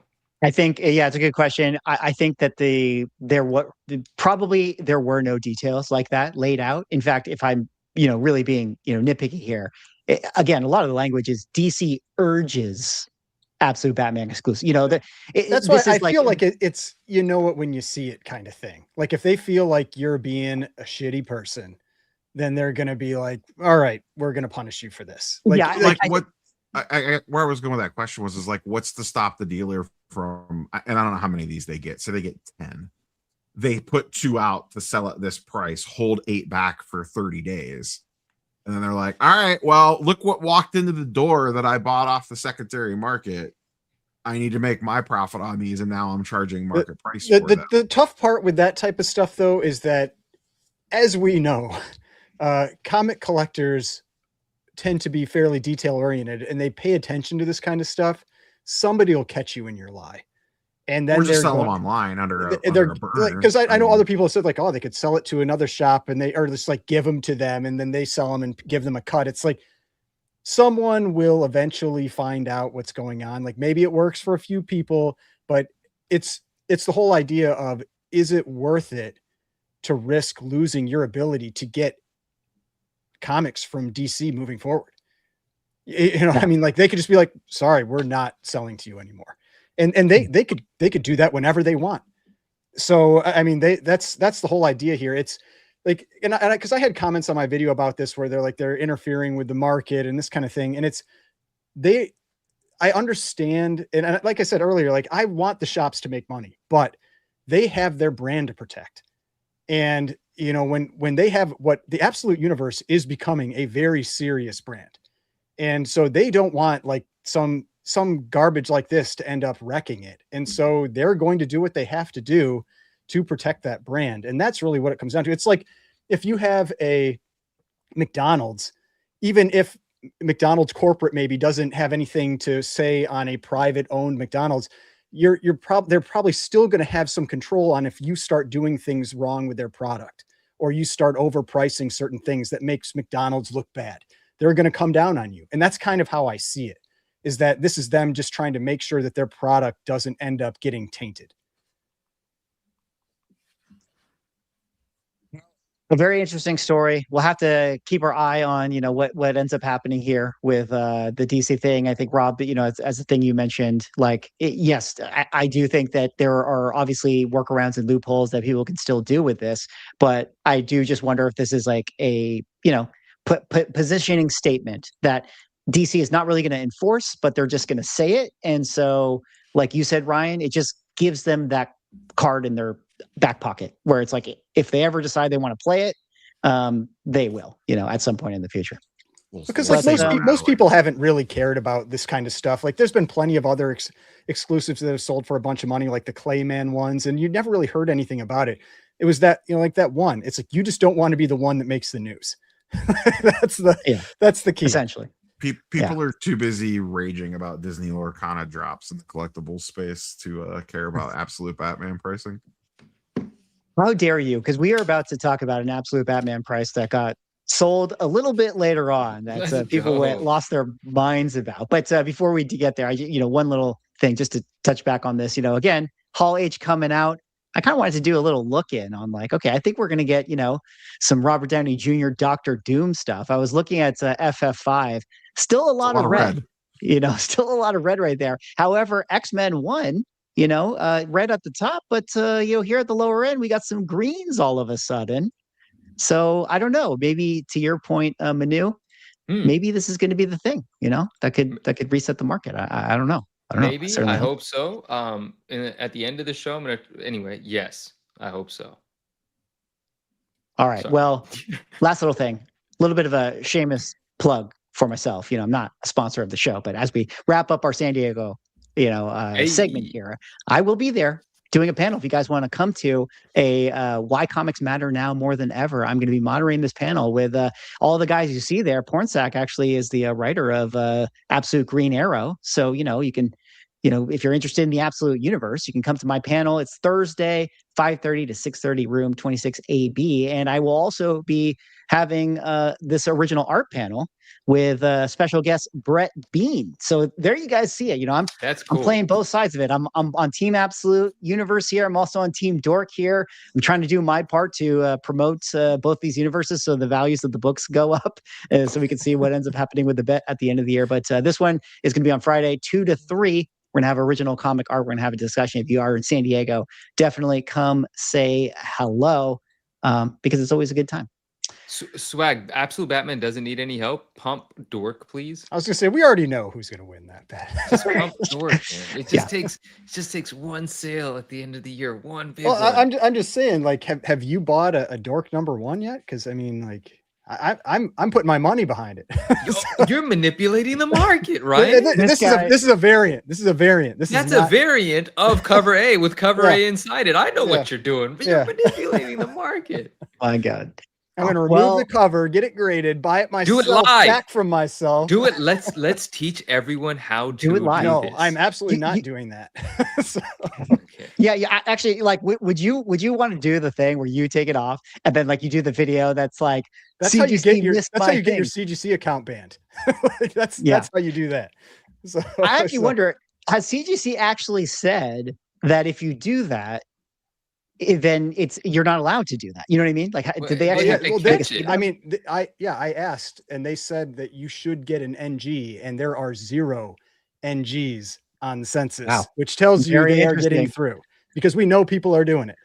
So very, very interesting. Yeah. Well, I mean, it's not like you got to find a cover to align the staple. They take the staple out of the existing book. The holes are lined up perfectly. How are you going to get I think from what I've heard, most just take like a X-Acto knife and they just don't even and not even what you heard. You mean what you found to work best, Ryan? I am clearly not going to risk my reputation to make like an extra couple $100 on a absolute Batman sale. Well, you're manipulating the whole market to get $100 out of me. The lengths you'll go to. I'm just. I will do that. I will do that. Well, listen. It's still going to be manipulation. Ryan doing his thing or not. I'm putting it on Kalshi. It's still going to be an uphill battle for you to win the dork bet when you have sales like this for Absolute Batman. Guys, Heritage Auctions just wrapped up its Platinum Summer Auction where there was a lot of big books. We did a preview on our last show of some of the books, and I thought it would be a good thing to kind of check back in on some of the interesting sales. But I feel like this is maybe the most fun one to talk about. We had the Absolute Batman Ash Can Foil Edition, double signed by Dragotta and Snyder in a CGC 9.9 sell for $15,860. Guys, I'm not going to do any more setup. What did you think about the sale? I think that's dope. I'll let Ryan go. Ryan's got a lot to say. I put out a video. I made a run at it. I was trying to win the book. I mean, you convinced me on our live stream. I was like, man, this is the book that I should be going for with Absolute Batman. And so I bid $9,000. I had it for all of like 3 seconds in the live, and then it kept going. So but no, I mean, if you think there is a future in Absolute Batman, I think the best book to own is the most rare one. And this is the most rare one, and it's a 9.9 and it's double signed. Clearly there could be a 10 that comes out at some point, but like we've talked about a number of times, it seems like CGC is hesitant to give the 9.9s later on these books. Like you seem to get it. This one did, I think, get graded in like February or something. It was a little bit later. But a lot of these they got very early, and then they're much more difficult to get later on. So maybe more 9.9s will come out. Maybe there'll be a 10, but there aren't a ton of those books. So there's not a lot of them anyway. And I think, what is it? It's only 500. I think. Well, I think for the foil, it's for the foil. I think it's 500. Mm-hmm. Oh, okay. 500. The number for the Ash Can is unknown. There's estimates, 2,000, 2,500, but people don't know, but there's actually a count for this one. I believe it was 500. And that's a small number for a modern book. I mean, when you look at some of the other big, like Grail type books, like say like the Ultimate Fallout 4 variant, there's a lot more than 500. So that's why it doesn't seem like a risky purchase if you believe in that property long term. If you want to own one thing, like that would have been the thing. And I wouldn't be surprised if we see it on some dealer's wall at San Diego Comic-Con. Really wouldn't surprise me. Yeah, that's what I mentioned in my video. It's just like, on the surface, if you're somebody who is looking at this number, you might think to yourself, like, this is crazy that someone would pay that. But my thought was like, is it though? Because for $15,000 compared to some obscure high graded Silver Age book, maybe this is a book that is actually more liquid. You could bring this to San Diego, put a $20,000 sticker on it, and get 18 for it. Maybe that's what a dealer wants to do. But Manu, let me kick it over to you here and kind of get your thoughts on Absolute Batman, Ashcan, this book, this sale, this number. I feel like I convinced you to play in the Ashcan game with Yeah, yeah. our last show. I didn't. Yeah, exactly. Last show got me excited. I didn't know anything about those two. I love that we went down that rabbit hole and kind of did the research, or you caught me up on the research that you had already done. And I was convinced. I think the ash can in a 9.8 is dope. I think the ash can even raw, the black and white one, not even this one, the smaller format black and white one. I think it's just a really cool thing to own. So I'm a fan of it. And this one, you know, 500 copies, right? There's a few 9.9, but this is that 500 copies element of it is really doing it for me. And then, you know, for you to let me know, I think we confirmed that both of these came out before that DC All In book. And the DC All In book is the introduction of the universe, but this essentially is the first time anyone sees Batman, right? Absolute Batman. So it's the gobbledygook of TMNT. Yeah, and I'm into that kind of thing. You know, I'm very much into that kind of thing. I understand, you know, there's some that are easier to digest and become more popular and transact more often because there's more of them and more people can be a part of the ownership of the other one. But for collectors in a this is like the more niche version of it. But I don't think it would be difficult to connect with a buyer should you want to get out of it, because you're always going to find a buyer that's operating on that niche level as well. And so I don't know. I'm just really into it. I think Ryan, that's dope that you threw a 9K bid out there. That shows real conviction. I think that's ballsy, you know, and I love that you did that. And there's this interesting thing that I remember this, but I can't find that book now. And maybe I'm searching wrong. And I also can't find it in the ended or completed section. So I'm not sure what happened. But a few days prior to this auction ending, there was a double signed 9.9 on eBay. And I believe the ask on it was 15,000 or best offer.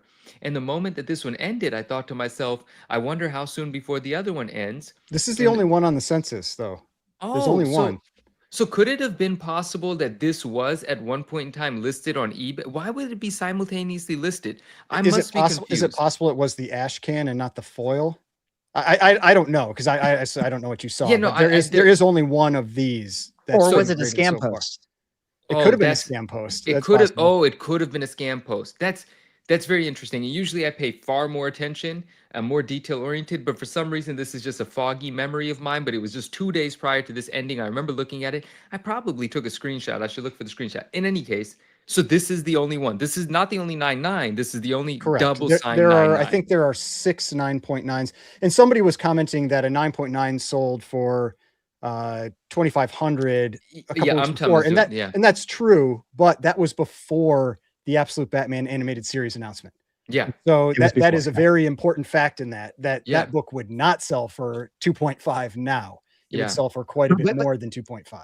But I would add that probably was a low sale, even relative, because the 9.8s were like 1,100 to 1,500. Yes.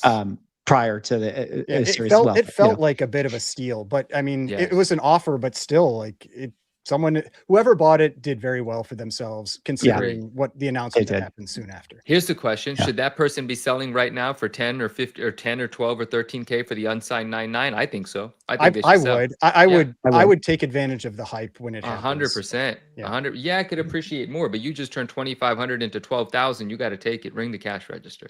But there was another comment in here that I feel like it's worth, because people like to do the this or that type thing. Like, why would you buy this if you could buy this other thing? And there was a question of, would you buy this versus, you know, a 1.5 AF15 or something? And I mean, I guess Neo just bought a 1.5 AF15 for less than this. and so the thing is, you have to, if you're looking at this 1.8, yeah, right, 1.8. If you're looking at a book like this, the way that, I mean, for me, if I was going to buy that, I would just be buying it and setting it aside. But the way that I could see, but that was me thinking maybe if I got it at 8 or 9, not at 15. But I feel like the person that's buying this is looking for potentially a very quick turn, and, you know, or even like the market continuing to ramp in the short term. Whereas an AF15 is like, it's the blue chip, you know, type book. It's a book that over a long term, it tends to do about 10 to 15% a year, you know, when you take out all like the noise and everything. And so it's just a difference. Like they're very different things. And if you're looking for short term, like this, if you're looking for something longer term, safer, or something just safer in general, AF-15. It just, but also if somebody has the money to buy a $10,000 comic book, they aren't usually just a this or that. They usually can buy more than one. Right. Right. It's so it's like a lot of people goes like, oh, I would never buy that. I would buy this. It's like, that's not the mindset of somebody that's typically spending 10, 20, 30 grand on a comic. How many of these, and I don't know that there's an answer for this, but when stuff like this gets announced over the last, since let's say right before the pandemic bubble, and it would send prices skyrocketing on stuff like this based off a trailer or a casting or whatever. How many of those books actually went up significantly over the initial spike price? It's hard because of the COVID inflate to like determine like which ones have actually what do you call it? How about even like post the downturn? downturn? Since the pullback, because even since the pullback, there's still been stuff that has been announced or something has hit that has caused it to jump, whether it maybe doesn't jump quite as much. Like how many of them jump off the initial whatever, the initial hit of news, and then how many of them actually like double jump, for lack of a better term? Like, I mean, oh I would God, say they announced the thing, and oh my God, the thing ends up being super great. Like, do they really actually keep going to the moon? Usually what you see is they get the big first jump, then they pull back a little bit, and then they just level out at whatever the new level is that was higher than the old level. I think the two examples that are really relevant right now are Absolute Batman and Invincible. It's like those ones, they did have a jump, and then that kind of level off, and then continued up again. And Invincible just seems to be, I don't know how long-term that Invincible stuff is going pretty crazy, but that is definitely one that's doing it. Now the more vintage stuff does seem to generally go up, and then if you bought it then, that was a mistake. You know, it's like the people that are doing well are the ones that bought it before that, or the ones that wait and buy it later when it comes back down to kind of a more reasonable price. So I think Invincible is probably a really good call. I didn't even think about that one, but that's to me, that would be the one you would put on the pedestal, is like, this is what you're hoping for here. That like, might be the only book that just kept going up. But that's why Absolute Batman is so relevant in this discussion to me, because Invincible is something that has a lot of runway in front of it. And I feel like Absolute Batman also has the potential of a lot of runway in front of it. Until they screw it up. But that's the tough part, is like, it's great right now with Scott Snyder, but when he's done, even if that's like his universe and he's like, oh, they're not like, is DC really going to be done with it? Or are they going to just be like, we'll find some other writer to keep doing this? And then it just sucks. Yeah. So we managed to pluck one Invincible and then a maybe an Absolute Batman, compared to how many on the opposite end of the spectrum where, you know, to your point, Ryan, you know, you buy when it's doing this, and then you just end up taking a bath on it. Like there's that list is probably a mile long. Yeah, but buying the hype is never a good idea. That's the whole idea behind my call on Absolute Batman at the end of last year, where it's like buying the spike is almost never a good idea. It's playing the never tell D-gens the odds, okay? They are all in on this one. Well, interesting. How's Walking Dead doing right now? I don't pay attention to that at all. Like, how are Walking Dead books going? I feel like it's pretty flat. It's been pretty flat for a while. And it's really only, from what I've heard like the non number one have generally been going down. Number one is generally flat, but the other ones I feel like have been depreciating. Because a few years ago, you probably would have put Walking Dead on that same list with Invincible. Yeah, that came to mind, but Walking Dead isn't doing that anymore.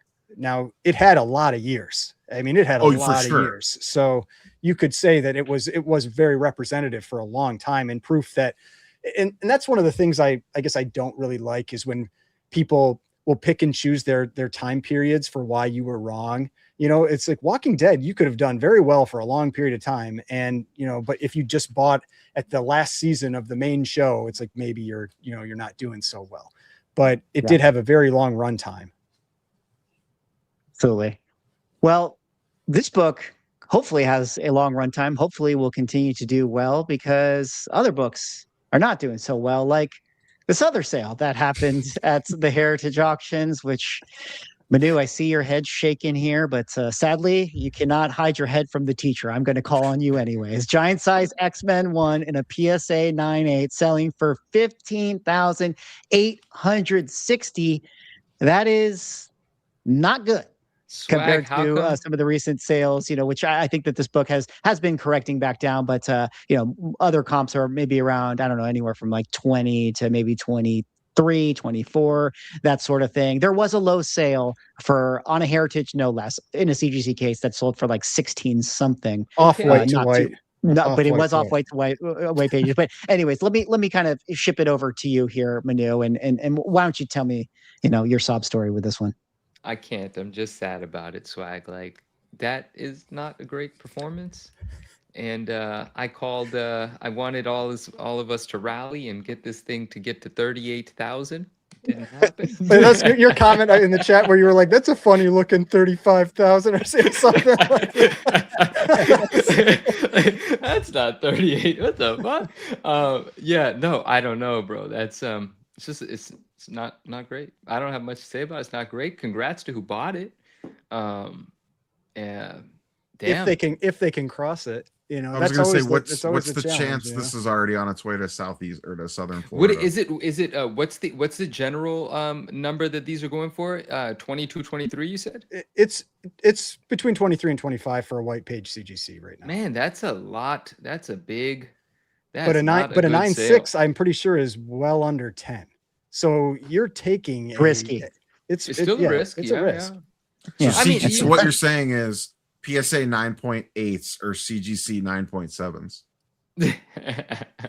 Essentially, right now, Quite frankly, though, even if this buyer is not looking to arbitrage here, like get it over into a CGC, take that risk, this buyer could potentially just feel really good about the purchase, period. And just Sure, keep- Manu. Sure. I mean, We all know a dealer bought it. Like, come You on. know? We all know. all right, let's all memorize the spine of this book, the way where the art falls, and let's see if we see this thing again. That's the tricky part with something like Giant Size X-Men 1 is there are enough 9.8s out there that it is tough to do that type of Yeah. comparison. But versus Golden Age books, that kind of thing, where you can spot them pretty quick. Well, this is going to be a tough segue, but for those who are actually interested, PSA is offering a crossover to get free pressing. So if you want to save $100 on your pressing, I'm sorry, I couldn't not bring that one up. There's a comment here that says PSA overgraded it. Obvious. No, PSA is very harsh on their grades. That's the funny thing. I always think, like, people always take the stance, I feel like, that serves the purpose that they want. Like, it's like, oh, CBCS grades really, overgraded it. But also at the same time, you hear from CBCS back when they were around, like the fanboys, that they were the harshest graders, and it's just like, it's a nice looking book. It probably has a shot at a 9.8, but you're gambling to lose like $6 or $7 if it gets a 9.6. Yeah. And it's like, you could lose 6 or 7, you could make 6 or 7. True. What But are you as gonna we do? all know from CGC, it's only a 9.6 when they call it a 9.6. But if you send it in again, it might come back a 9.6. But if you send it in again, it might come back a 9.8. This is how the game Oh is yeah, played. you should absolutely send it in multiple times and probably pre-screen it. Then you don't even have a risk. Like, you're just going to lose $9 plus shipping. And so that's probably the safest way to handle it, is send it in. I mean, the best thing to do is, like, kind of like what we were talking about with the FF 4999. Hey, just take that book, bring it over to CGC booth and slap it on the table and say, this is the best 9.8 I have ever seen. This should be a 9.9, and you never really know. To go back then you to make our, 170,000. Yeah. To go back to our Fanatics Fest point, it might not have been the worst idea to throw some PSA marketing budget at that bid.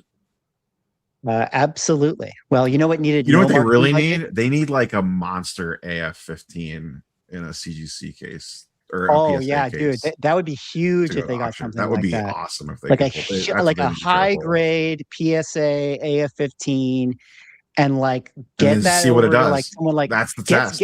get that in the hands of someone who's really gonna sell it, like really is gonna sell it hard. Yeah. You know what I mean?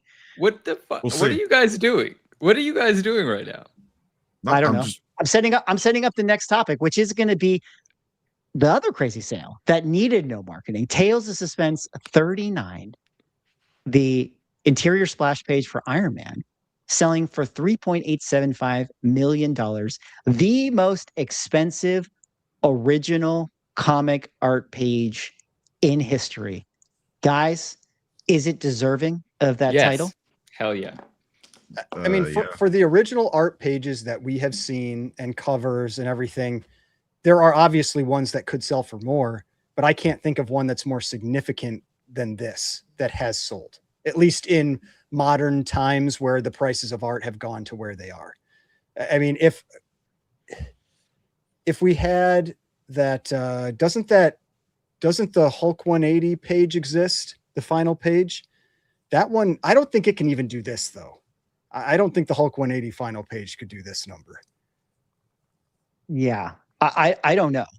This was a pretty impressive sale when you break it all down. I mean, what year is this from? Just the fact that this is still even should be like 63, right? Yeah, Yeah, like just the fact 63. that this even exists is like a miracle. Yeah, it's pretty crazy. To put it in perspective, I think the record price previously was, and I'm assuming that we're not counting Frank Frazetta oil paintings, which are kind of like comic art adjacent, sort of thing. But the previous like actual comic art page was the Secret Wars one, where you have that image of Spider-Man getting the symbiote on him, but sold for, I think it was 3.1 million during the COVID time, which at that time Mike Zeck art, people were like, this is wild. But this kind of blew it out of the water. I mean, like 700K, even more than that. Like that's wild. And one of the things I mentioned in my video that I thought was interesting is like, this piece being done by Don Heck. Like Don Heck, legendary artist, but like we all know you love Don Heck. Don't listen. I don't need the Heck army to like come after me. Okay, so I'm just gonna keep my words brief here. But with Don Heck, it's like he's not really the artist that has the name like the Kirby or like the McFarlane in the same way, legendary artist. But like it's kind of crazy that it's like, hey, the most expensive art is Don Heck. Well, I mean, it is like you said, it's kind of crazy that 1 and 2 are Don Heck and Mike Zeck. Like it's not huge name. I mean, they're big names. It's not the artist. But it's what. Yeah, it's the significance of the event. The significance. Yeah. Yeah. So that's an interesting question then. So like, is that a statement? And actually, I can like farm out some ideas of talking points at my original art panel, which again, guys, San Diego Comic-Con. Like, does this kind of put more onus on the moment when it comes to what collectors want versus the artist or the like the amount of people that know it or whatever? It's like it's almost like the spirit of the page or like how well it's known or what it represents as far as like the character is concerned is almost more important than maybe the artist. Maybe the artist is not as big of a factor. I mean, I think it's just the same as any key comic versus a run filler. It's just that in art, the baseline is much higher than it is in comics, than like the comic itself, because they're still one of ones. So they're significant on their own regardless. But then when you add in a significant event with it, I mean, I don't know if all the pages were owned by the same person, but I've heard some kind of rumors that at least a lot of them were owned by one person, because we've been seeing all these pages get rolled out. I didn't know this was one of them that was going to come up, but they've been gradually going for more and more and more as they've been coming out. And I think the highest one maybe had been around 500,000, 480 or something like that. But I mean, yeah, this is another level, but it's the only one that's a single splash, basically splash page, like a full page, not little boxes and all of that. So, and does anybody know if the cover exists, or is it just the I said that in a video covering it, and then someone in my comment section or wrote something they seem to be pretty sure about it. That they were kind of like more adamant about like, no, the cover does not exist. They're like, or nobody knows that it exists, or it has never surfaced. What would hypothetically, like, what would the cover of AF-15 go for? I think the cover of AF-15 would go for more than that Action Comics one. How much did that go for? 15 million. Oh, I was about to say the cover of AF-15 would go for 10 million plus, and you're obviously saying that and some more, and I'm on board. Yeah, with I that. would think it would be higher than 10 million if this did 4. I could see 20 million for an AF-15 original cover. I mean, that's it, man. That's the grail of grails of grails for Marvel anyway. I don't know if that one exists, you know. It probably does. I'm just like hypothetically speaking, like what do we think that would potentially go for if it did exist? You know, what if the Ditko version that didn't get used, what if the original for that surfaced? Would that bring in a decent amount as well, just because of its significance? It probably would, but its non-published art does go for significantly less. I mean, we've seen that over and over again. Like even covers, like they go for significantly less. It wasn't originally published, no, but it has been since published a few times. I'm just being technical, but yeah, I understand what you're saying. It wasn't the AF-15 cover. Yeah. Decades later, they used it here and there is the only reason I threw that. Yeah, it was that like 1 in 100 or something. It's on the back of a couple books as well. It's interesting. It's been used here and there. It's been fun to see pop up from time to time. But yeah, dude, the AF-15 cover. Oh my gosh. Oh, that back would be to crazy. the AF-15. Yeah, that would be crazy. All right, sorry, I won't interrupt. No, you can. When you guys were talking about AF-15s a second ago, and I said, "What are you guys doing?" I was hinting at that might happen. That might become like there might be a big AF-15 soon. Oh, I should, man. Yeah. Anyway, okay. I mean, from what we've seen, it feels like you almost need the like we saw with the Superman one, like the Ken Golden pushing it, or maybe it's just a different market, you know, the golden auctions type market for PSA. But we've seen other ones that didn't do as well as we'd expect over there that were PSA as well. So it's hard to say. Well, who knows? Maybe we'll be able to figure out, and we'll definitely talk about it if something like that ever does happen. But before I kind of wrap it up with this, sale and the kind of the final thing, you guys got me thinking. Just a quick kind of lightning round here. I mean, like, would the ASM 300 cover sell for more than this right now? No, because it exists and we know it won't.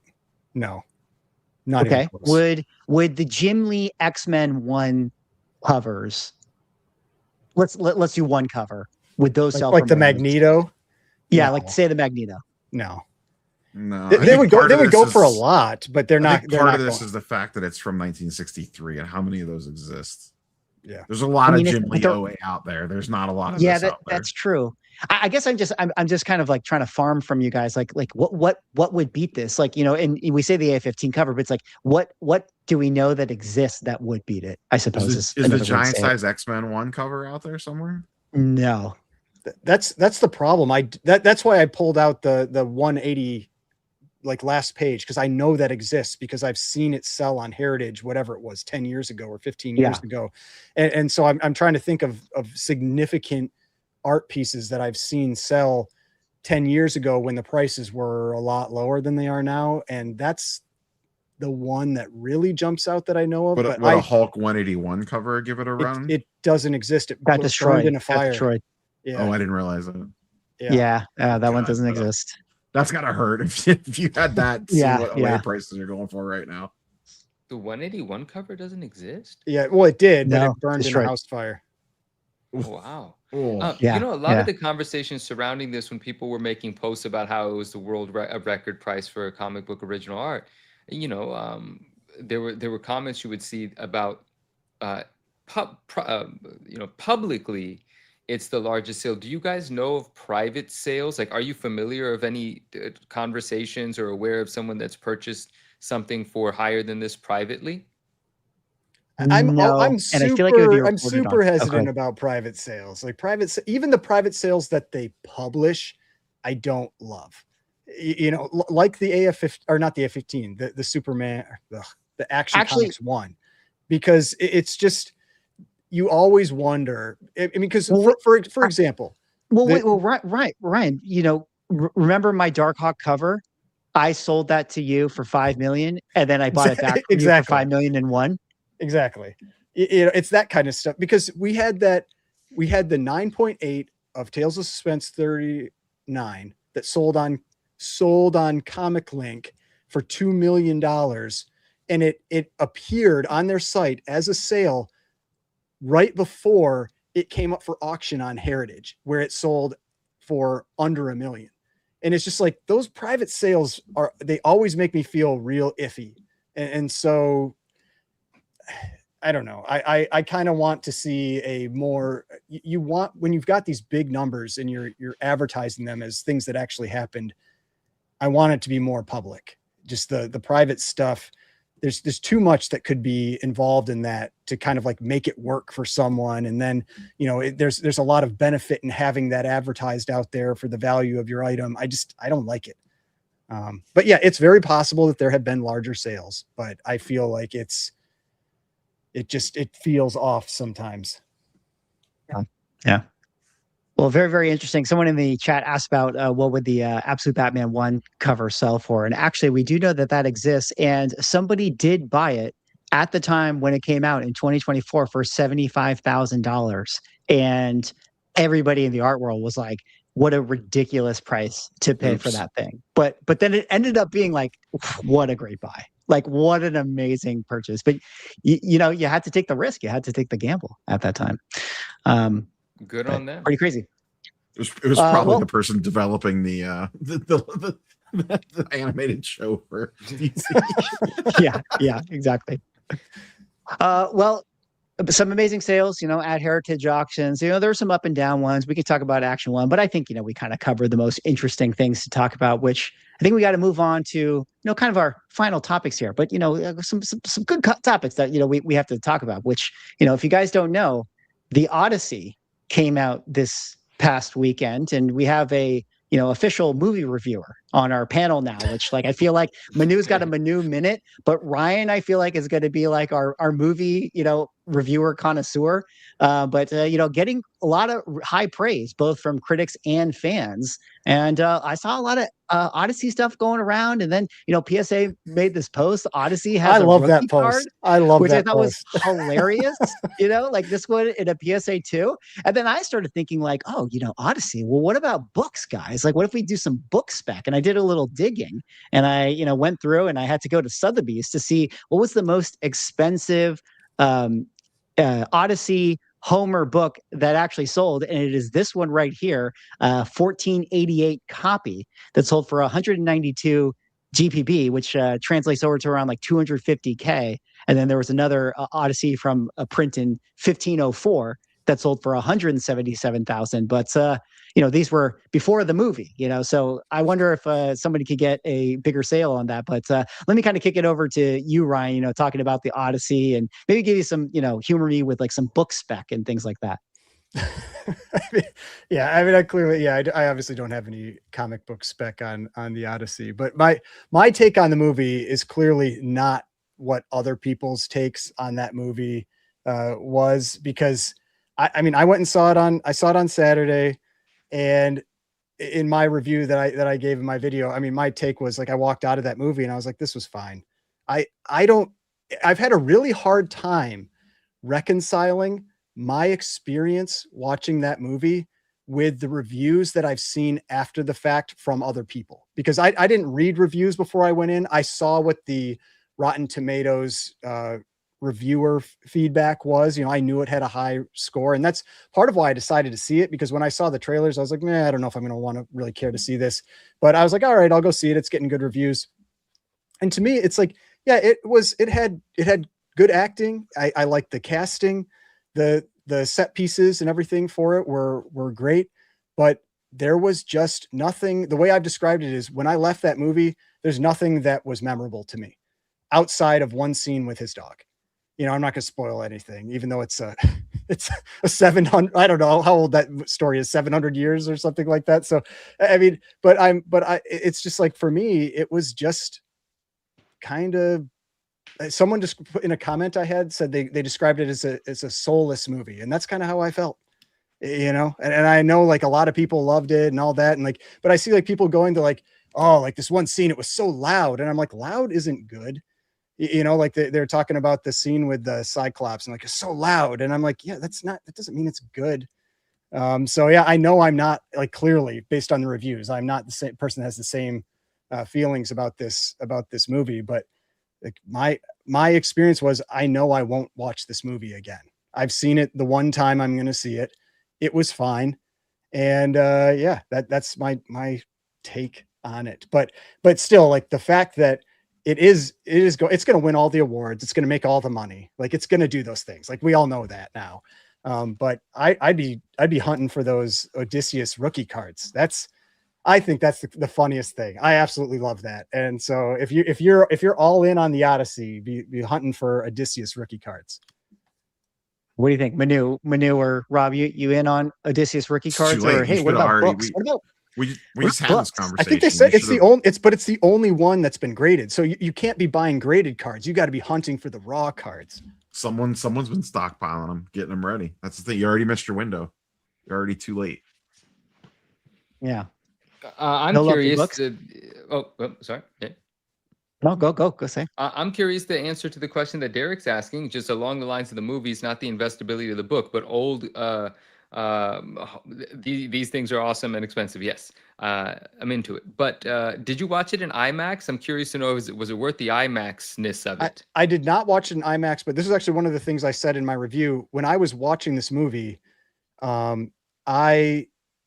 there were very few scenes that I feel like would benefit from IMAX. Okay. And my experience with Christopher Nolan movies in IMAX is he just cranks up the volume to 1 billion, and that's like the experience, and I hate it. Okay. When I saw Interstellar in IMAX, it was miserable to me because it was so loud.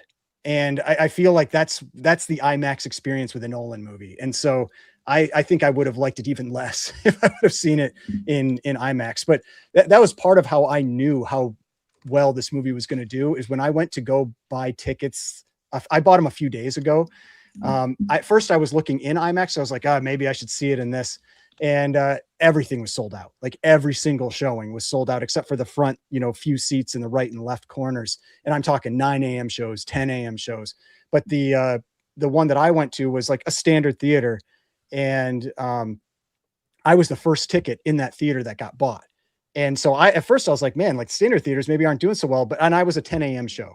But when I went in there were probably 100 people, 150 people for a 10 a.m. shows, like standard show. And I was just like, man, this movie is going to rake it in.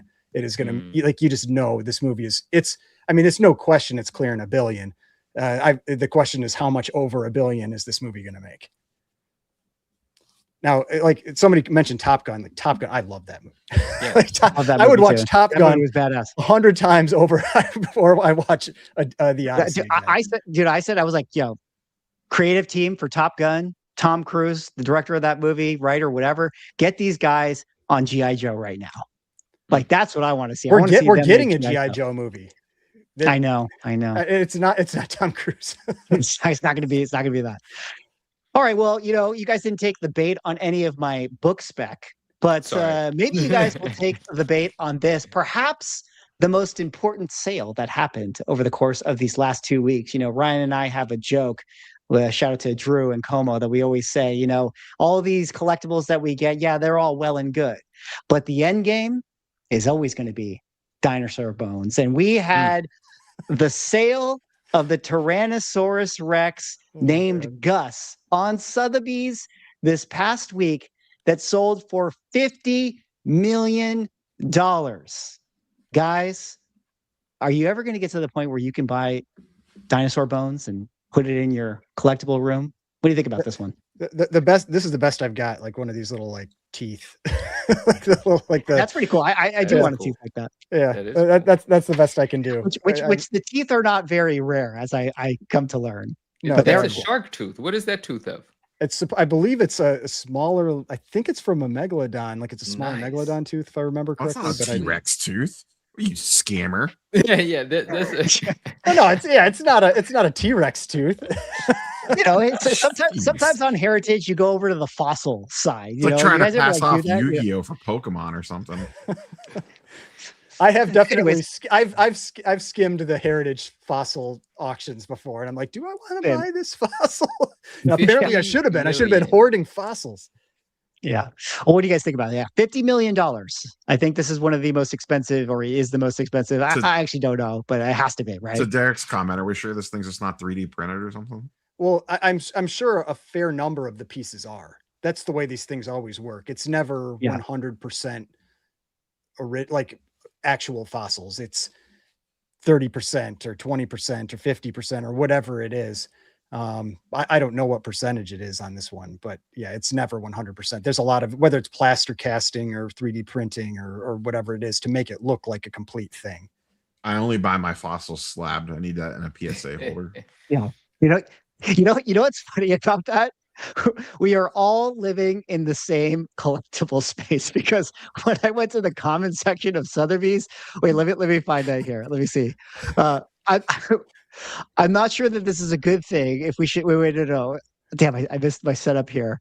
There was somebody in here that says dinosaur bones are meant to be for the public audience and should not be owned by private collectors. There was gatekeeping in the dinosaur bone collecting world, which I just thought was so hilarious. I mean, that's like I said, I've commented on that I watch a lot of here. coin channels, like silver channels, and they say the exact same words that people say they're like, this money is meant to be spent. Money is meant to be, it's bananas. Like, it's all the same. Fossils like this should never be in private collections with near 2,000 likes. I thought that was so funny. I mean, I think collectors like this usually, listen, I don't even disagree with that, because I grew up going to the dinosaur exhibits at the Lawrence Hall of Science in Berkeley. I used to love when that time of year would come around and they would reconstruct, the fossil dinosaurs, whether they were real or not, I don't know. And they would have animatronics. I love this stuff. I grew up loving dinosaurs. I drank coffee this morning out of a T-Rex mug. And so I agree with the sentiment that these should be something that, people can go to their local museums and experience, but also in a museum. But also, don't these billionaire types do that? They exhibit, they let their stuff a lot of the be time. I mean, yeah, like I live near DC, and if you go to the Smithsonian or whatever, I mean, most of the stuff is donated by the so-and-so society or on loan from the so-and-so society. I mean, that's how most of that stuff ends up being, because then, they own it, and then they want people to see their name next to it. So I wouldn't be surprised if this does end up in some museum. Yeah. I mean, if it just ends up in a massive sort of like exhibit hall in a billionaire's house where only his friends will see it, that's kind of sad. I'm not going to lie, but it's very cool. 50 million seems like a steal to me, It's awesome. I do have a little anecdote that, Rob, you'll appreciate this one. So I made mention that my friend works with Critical Role, and they have their animated series on Amazon. And so he was telling me a story of how the cast got invited to dinner at Jeff Bezos's place.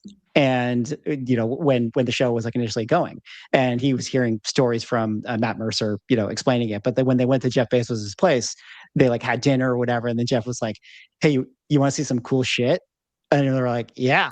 And then he like took them to his like private, like what was described as collecting room.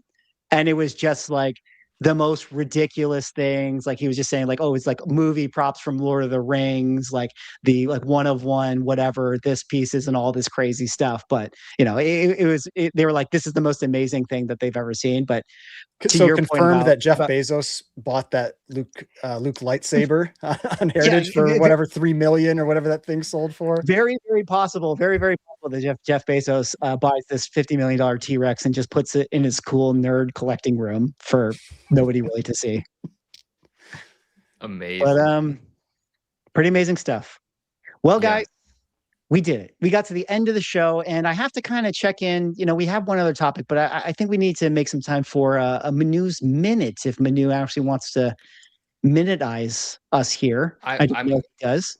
I'm going to minutize something. It's going to be I guess it's already a minute, but it's going to be brief. And it's just going to be a heads up about something. So we did an episode. Ryan's talked about it on his channel as well. We did a clip from it. A lot of people know that there was a scammer a few months ago swapping out books, famously the FF48, 9.8 FF48. And, you know, that person's eBay page had a bunch of other fraudulent stuff, and we detailed it. We showed it. You know, you guys could look at the old video. But this is not about that. It's not about him. It's not about who, what, where. It's about just look out, because currently, scammer person is trying to sell. There's probably a bunch that I don't hear about, but this one got back to me. A 181 Hulk 181 9.6, clearly a swapped out book. And when he gets questioned about it, when people, you know, wise enough to look into it, question him and don't go through with the deal, he just says, "Oh, I sold it." So like he'll be, "Oh, it's sold anyway. Don't worry about it." But so just look out, guys. If you're in the market for big, cool Silver Age books, this is happening. Some of the same people are doing it. But right now, what's making the rounds is a 9.6 181. And that's not a cheap book. I think that's like a 15K. I don't know. What is that? Is that a $15,000 book? I don't even know what it goes for now. I think it's over that. Yeah, I'm I not think sure. it's in the 20s. Okay, yeah. But So expensive book, but it's not a 9.6. It's been swapped out. So do your research, pull up the scans, look at previous sales, compare pictures. This guy doesn't give a shit. And so that's my Manus Minute. It's just a warning that he doesn't care. No one's calling him out. People are still doing business with him. It is what it is. So just be safe. And I will say though, like one thing to always, because I see comments about this all the time on Reddit and Facebook groups, where if you're newer to graded books, there are different versions of CGC slabs or CBCS slabs that have existed over the years. And a lot of times you'll see people that ask, they're like, "Oh, am I getting scammed? Is this thing fake because it's one of the older slabs?" Just know that doesn't necessarily mean you're being scammed. It might just be an older slab. But yeah, if something doesn't look right, you know, the book doesn't look like the grade that it should be, ask questions and maybe just walk away. There's plenty of these books out there. You can always find something else. Unless it's an absolute Batman 99 double signed. Exactly. Then there is only one. That's one. Right. You pay whatever that person wants. I'm going to add a little bit more to this. What upsets me about this is even when we did the episode, everyone was like, "Call him out, say his name, say his name." Listen, there's certain things that it's just irresponsible to do, but we gave so much. You had the eBay page name when it was changed. And if you care enough, you poke around enough, you're going to find the name. You just go through the comment section, people drop the name. But then something happened today. One of the people that was, that this individual attempted to scam made a post about it on Instagram. And then someone else left a comment talking about, "Yeah, I heard about all this, but this guy is sue your pants off. You can't say this. That's why people are scared." And then he deleted the post. So it's like scammers with money are winning because people are afraid to get sued. Is that it in a nutshell? I don't know. That's crazy. I mean, the community needs to rally together and really just, you know, really get rid of these folks, right? Like, don't let them back in because they have cool shit. Like, this is so fucking stupid. It's ridiculous. So I don't mean to be jaded about it. I like being vocal about these things, but at the end of the day, and this comes from the Marvel card community, man, some of those folks have been like so accepting back in the community because this idiot has some fancy piece of original card art, or this guy knows that guy. Like, grow a pair. Yeah, develop a fucking backbone. That sucks, you know, and it's really upsetting. So, and it pisses me off because it makes me not want to say shit, but I have to say something. I'm the person that I can't not, but I wish people would help themselves a little bit. Absolutely. Well said. And I live for those moments when you go full Ken Golden. I mean, I want more of that. But anyways, be careful out there, guys. We appreciate you all hanging out on tonight's episode. Once again, if you could, hop on over to the link in the description. Go over to our YouTube page. We only have 18 subscribers. You know, we got to get to 19 subscribers, hopefully very soon. Also, check us over on Spotify. Go give us a 5-star review. Go give us a follow. I would definitely really appreciate it. And once again, big shout out to the sponsor of our show, Elite Comics 11, the #1 trusted community power sales page on social media. We are the #1 show in the world. They are the #1 community sales page. It's a match made in heaven. Go on over there. tell them the Ungraded Truth sent you. You know, maybe someone already claimed the Absolute Batman one, but maybe there will be another one. Oh, there'll be you know? another tomorrow, and then there's- the day after. But no, you it's know, a rare book. over It's a there- rare book. I don't even know where they're finding these things. Yeah, absolutely. Tell them the Ungraded Truth sent you. We would definitely really appreciate it, as we appreciate them sponsoring the stream. But until then, guys, appreciate you all for hanging out. Thanks to all of the hosts for today's show, and we will catch you on the next one. Detective Comics set a record for 1.8 million. Nobody really cares. Who are annoyed that people are asking them questions, is this book banned? That question didn't exist a year ago. Somebody's submitting like 25 vintage books and getting 15 9.9s. We always think, how could it ever get crazier? And then it always does.